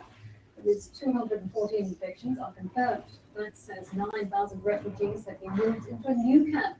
The previous one, Europe's largest, burned down 10 days ago. Stephanie Decker joins me now live from Lesbos. Stephanie, so what is this new camp like? Is it ready to take on all of these people? I think ready is probably not quite the term. It's still being built. The industries are getting ready. It is right behind us. It's an incredibly windy day here. This camp is very much open to the elements, Kim. From what we understand from people inside, there's 1 meal a day. I think it's a challenge to get everything up and running at the moment with the influx of thousands of people in a very short space of time. around 9,000 people in that camp right now. One of the positive things, however, is that people who are very worried about being stuck inside, locked inside, can actually leave, receive their needs throughout the day, going to a large supermarket down the road and being able to buy some supplies and go back. But certainly at the moment, the conditions inside, from what we understand, are certainly not great, challenging, and clearly more needs to be done to get things up and running smoothly. I think there was pressure to get the refugees and the migrants off the streets into the camp. But certainly, I think, there is still a long way to go until things are running smoothly. And Steph, we had heard, a lot of people concerned that this new camp is going to be just like the last one, overcrowded, unsuitable. What is going to happen next? Well, most of these people want to leave the island, so this was one of the questions of debate. This is an emergency camp. It's been set up in a very short space of time. The message is that this is temporary, that these people need to have their paperwork processed and got off the island, whether they are brought to the asylum or whether they're deported. Some people are concerned that this could be a permanent facility. I think you can see we're standing here. It's incredibly windy. The camp is right on the water, open to the elements. That is going to be a problem when it comes to winter, if this becomes a permanent facility. But land is an issue here as well. So all these things are unanswered at the moment. This is a short-term solution to what is a long-term problem here. The European Union is going to be discussing a reassessment of its migration issues. However, again, whatever they decide in Brussels, how that's going to expedite the future of people here, I think it's still a big question mark. Okay, thank you for that, Stephanie Decker there live from the Greek island of Lesbos. For 2 months, students have been peacefully protesting in Thailand as they call for a change of government, new elections, and a very sensitive topic, monarchy reform. And on Saturday, they held their largest protest to date, thanks to a new ally of a well-established pro-democracy movement. Scott Hyber reports from Bangkok. With the Grand Palace as a backdrop, and what's known as the Royal Field under their feet, thousands of pro-democracy protesters gathered in Bangkok. As they began to flow into the original venue at Thammasat University, it became clear that those coming out were not just students anymore. Red shirts were arriving in strength, joining the protesters, calling for reform in government and monarchy. The red shirts are a populist movement started by former Prime Minister Thaksin Shinawatra. His sister Yingluck was removed from office in a coup led by the current Prime Minister Prayut Chan-o-cha. A veteran of the red shirt movement, Siriwat Jubamata, organized bands to bring supporters down from the north. This is the first time that the red shirts announced our support for the students and their demands, because they have the same goal we have always been fighting for, true democracy. Early afternoon, some of the protesters broke into Sanam Luang, or Royal Field, just across from the university. Once in, they began to set up for the main event. The police were unable to stay their ground, outnumbered by the flow of protesters. With common pro-democracy goals, the red shirts and the student protesters have come out together in force. Evidence that the student group's demands for reform in the government and monarchy have brought here. When the uncles and aunties come out, it shows that they cannot take it anymore. I don't think age matters when it comes to this protest. It's about our rights. Everybody has the same right to stand here because we wasted 6 years to the coup, and we have gained nothing. Despite the many different ages that came out from across Thailand, one message was clear, made by the speakers and by those listening: this is the beginning. If the changes and reforms they call for are not made, they'll keep coming back out. Scott Hyber, Al Jazeera. So ahead on Al Jazeera, as the world's largest wetland burns at an unprecedented rate, Brazil's president says his government should be congratulated. Plus, I'm Charlie Angela on the River Otter in southwest England, where an animal hunted to extinction 400 years ago is making a comeback, attracting tourists and helping to reduce flooding.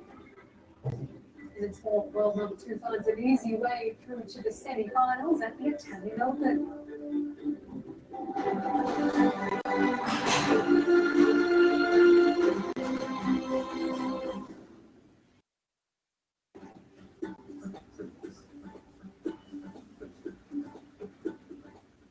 Hello, we've got lots of hazy sunshine across the Middle East as per usual. Not a lot going on, as you can see, largely clear skies. Winds will pick up across the central part of Iraq as we go on through the next day or so, sliding down towards Kuwait. We push on into Monday. Those winds are a little more intense. We could see some little dusty sand as a result of that. But for the most part, as you can see, in terms of any rain, none of that's in the forecast over the next few days. It is away from Turkey up towards the Caucasus.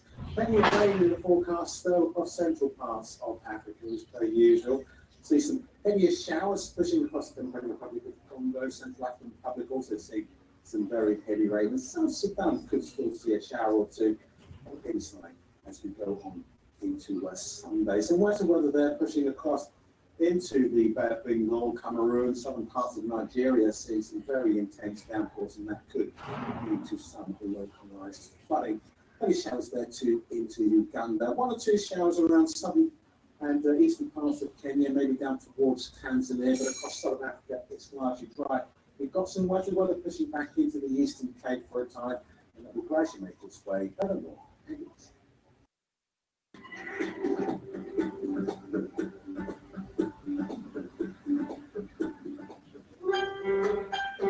This is a story about a small village, the society that inhabits it, and two of its most important characters, the village's only telephone and its elected keeper.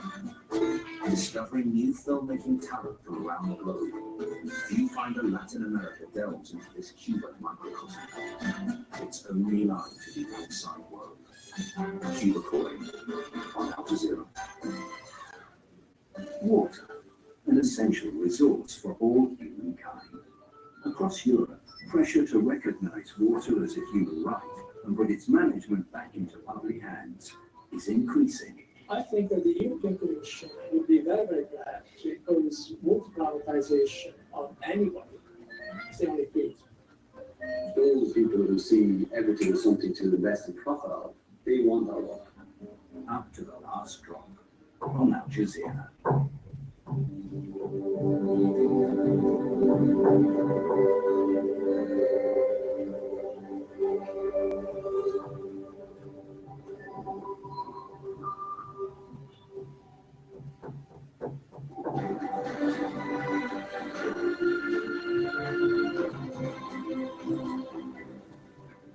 Watching Al Jazeera for a reminder of our top stories this hour.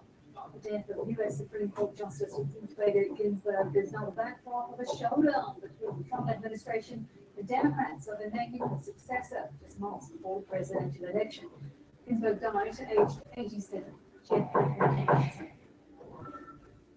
Britain's government is facing increasing criticism for the lack of testing available for people with COVID-19 symptoms. Many say they're being forced to wait for days because the system cannot cope with demand. Tens of thousands of people are rallying against the Thai government in the capital, Bangkok. They are the latest demonstrations in months of demands by the extreme-led movement for new elections, a rewritten constitution, and reforms to the monarchy. The Iran Revolutionary Guard is warning it will target anyone who was involved in the killing of their commander. Qasem Soleimani died in a U.S. air raid in Iraq in January. The Iranian warning follows Donald Trump threatening action after reports of an Iranian plot to kill the U.S. ambassador to South Africa. The South African government says it has not seen any evidence of a murder plot. The U.S. is preparing to break with almost every other member of the UN Security Council on Sunday and reimpose sanctions on Iran. So how did we get here? Well, in 2015, after UN sanctions on Iran were suspended following the signing of the Iran nuclear deal. That also included a so-called snapback clause, which allowed sanctions to be reimposed if Tehran didn't keep its end of the deal. The US backed out of the agreement in 2018 and claims though to still be a participant for the purposes of triggering that snapback. But for doing that, the US tried to push through an indefinite extension of an Iranian arms ban scheduled to end on October the 18th. That failed overwhelmingly during the Security Council vote last month. Days later, Secretary of State Mike Pompeo notified the Security Council that the US would be triggering a snapback. France, Germany, and the UK penned a letter hours later refusing to support the move. Nearly all members on the council have since followed suit. Let's bring in Nader Hashemi. He is the director of the Center for Middle East Studies at the University of Denver. Thank you for your time, sir. First off, how do you foresee this playing out in Iran? What impact will these reimposed US sanctions really have on the ground? Well, I don't think the impact will be very significant. Iran has already been sanctioned to death. And the problem is that these sanctions are only recognized by the United States. The United States is very isolated, and most of the international community opposes this new attempt to impose new sanctions on Iran. So I think the impact will be minimal. Well, that's my next question. How isolated is the US in all of this, and does this add to its isolation? Well, it's very isolated. In fact, the United States is becoming an international laughingstock, primarily because it's trying to invoke the provisions of an agreement that it itself publicly withdrew from 2 years ago. So on that level, the United States has very little credibility. And of course, at the UN Security Council last month, the United States tried to, pass a resolution calling for new and renewed UN sanctions on Iran, but of course they lost the vote by a wide margin. So I think this is another reflection of the deep contempt that the United States has for international law. But 3 weeks ago, the United States even invoked sanctions against the International Criminal Court, banning the chief prosecutor from coming to the United States. So this is part and parcel of a longstanding U.S. policy under the Trump administration that rejects international law. Someone speculated that the US, the Trump administration, is spoiling for a fight with Tehran in the lead up to the US election on November the 3rd. What do you think?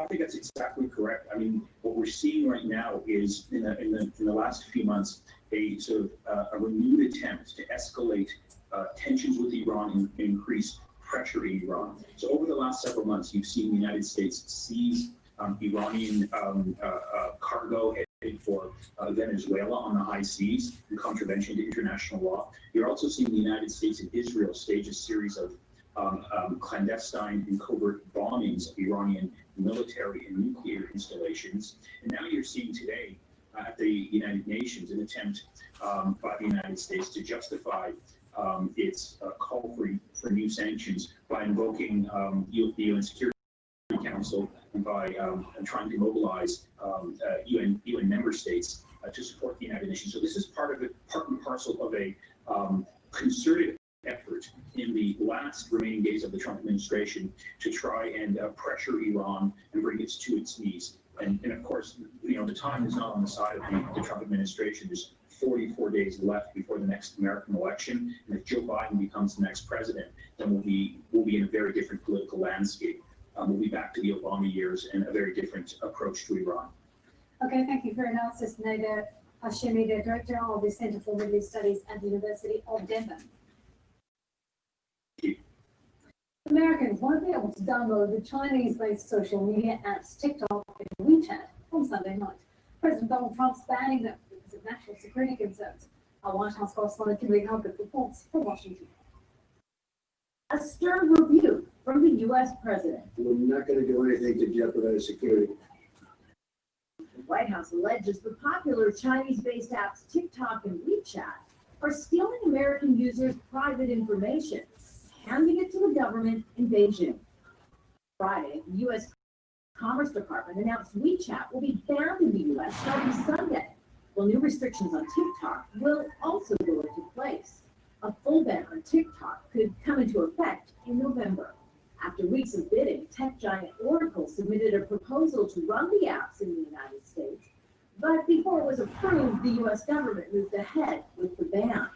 We have some great options, and maybe we can keep a lot of people happy, but have the security that we need. We have to have the total security for them. U.S. social media apps like Facebook and Instagram are banned in China. But TikTok officials say this decision could affect the entire industry. They're vowing to fight the new restrictions in the courts. Vanessa Pappas, TikTok's general manager in the U.S., is inviting Facebook and Instagram to publicly join our challenge and support our litigation.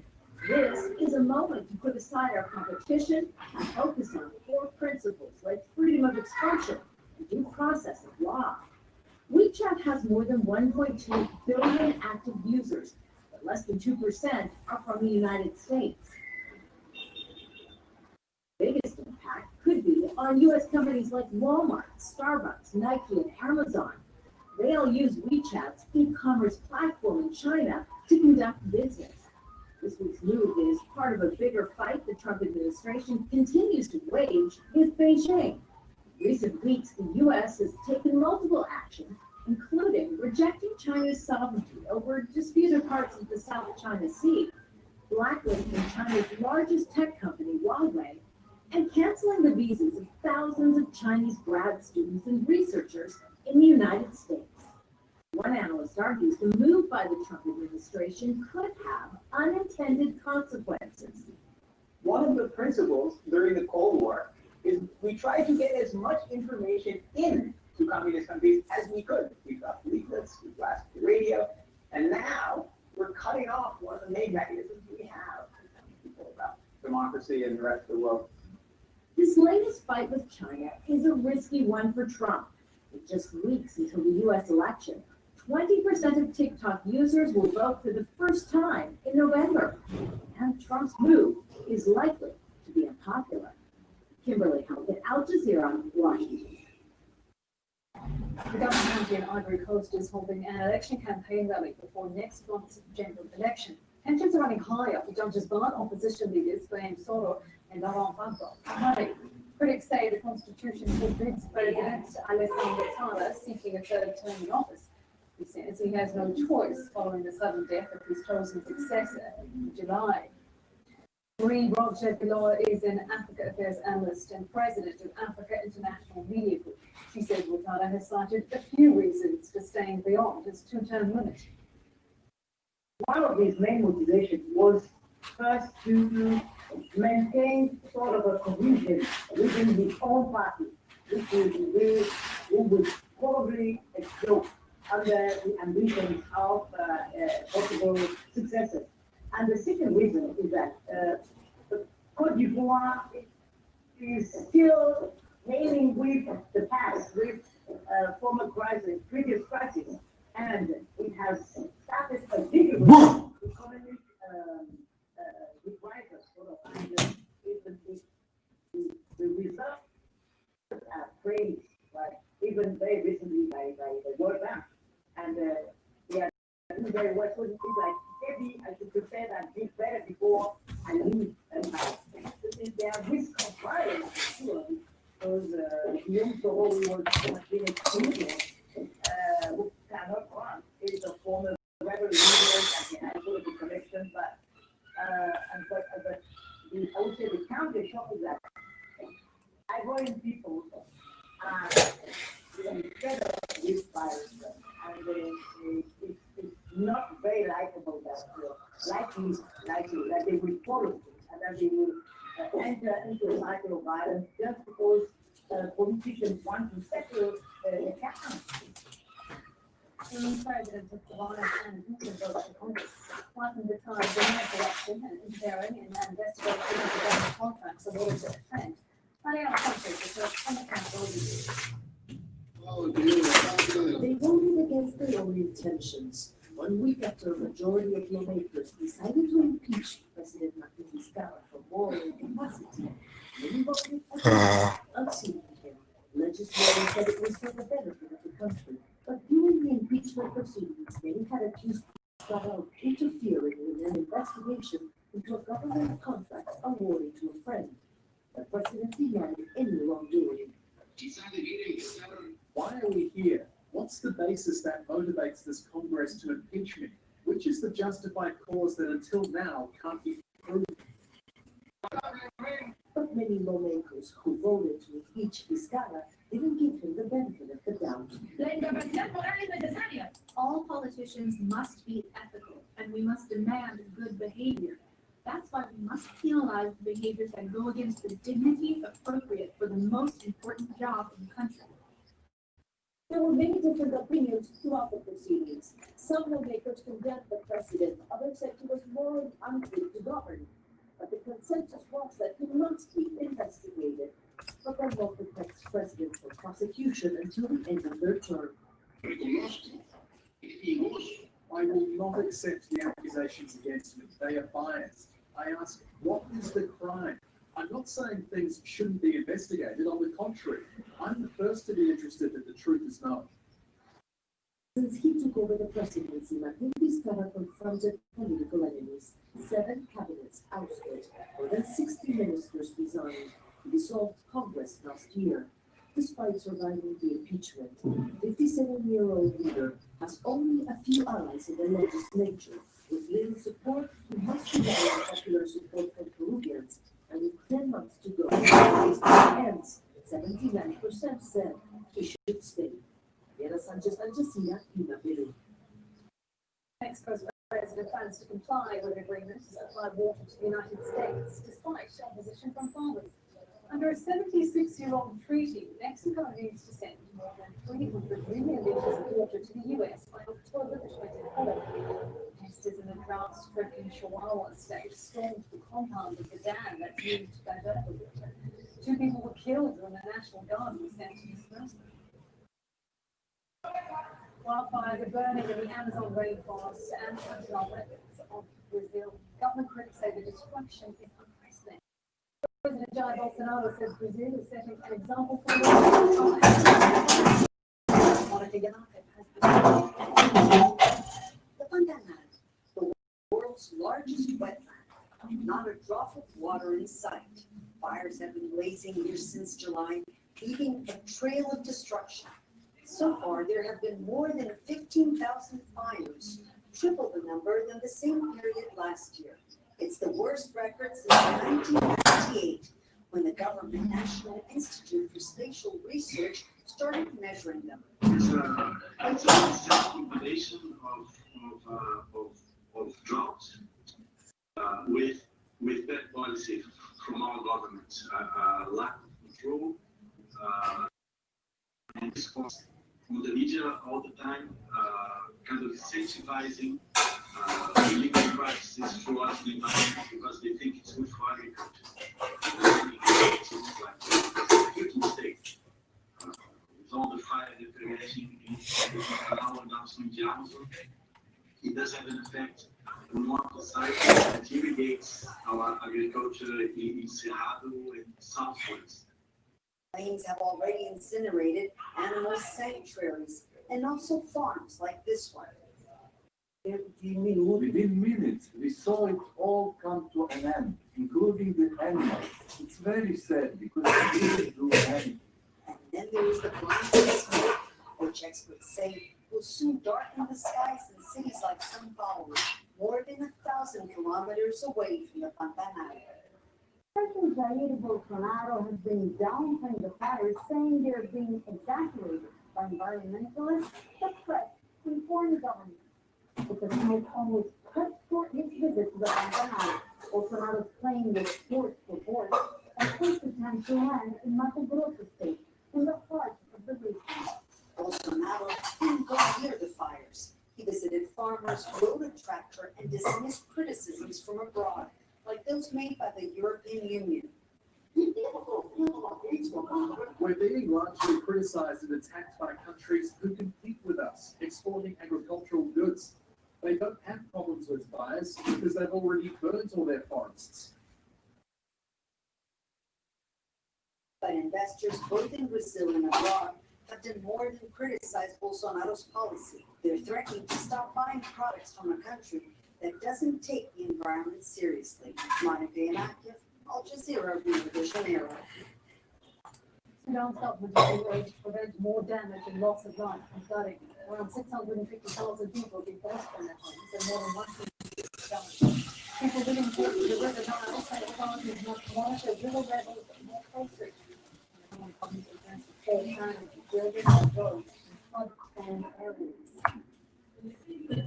Police in Romania have recovered their books stolen 3 years ago. They took first edition works by Isaac Newton and Galileo.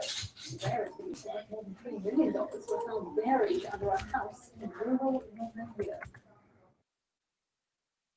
Animal hunted extinction in England 400 years ago, presenting a comeback.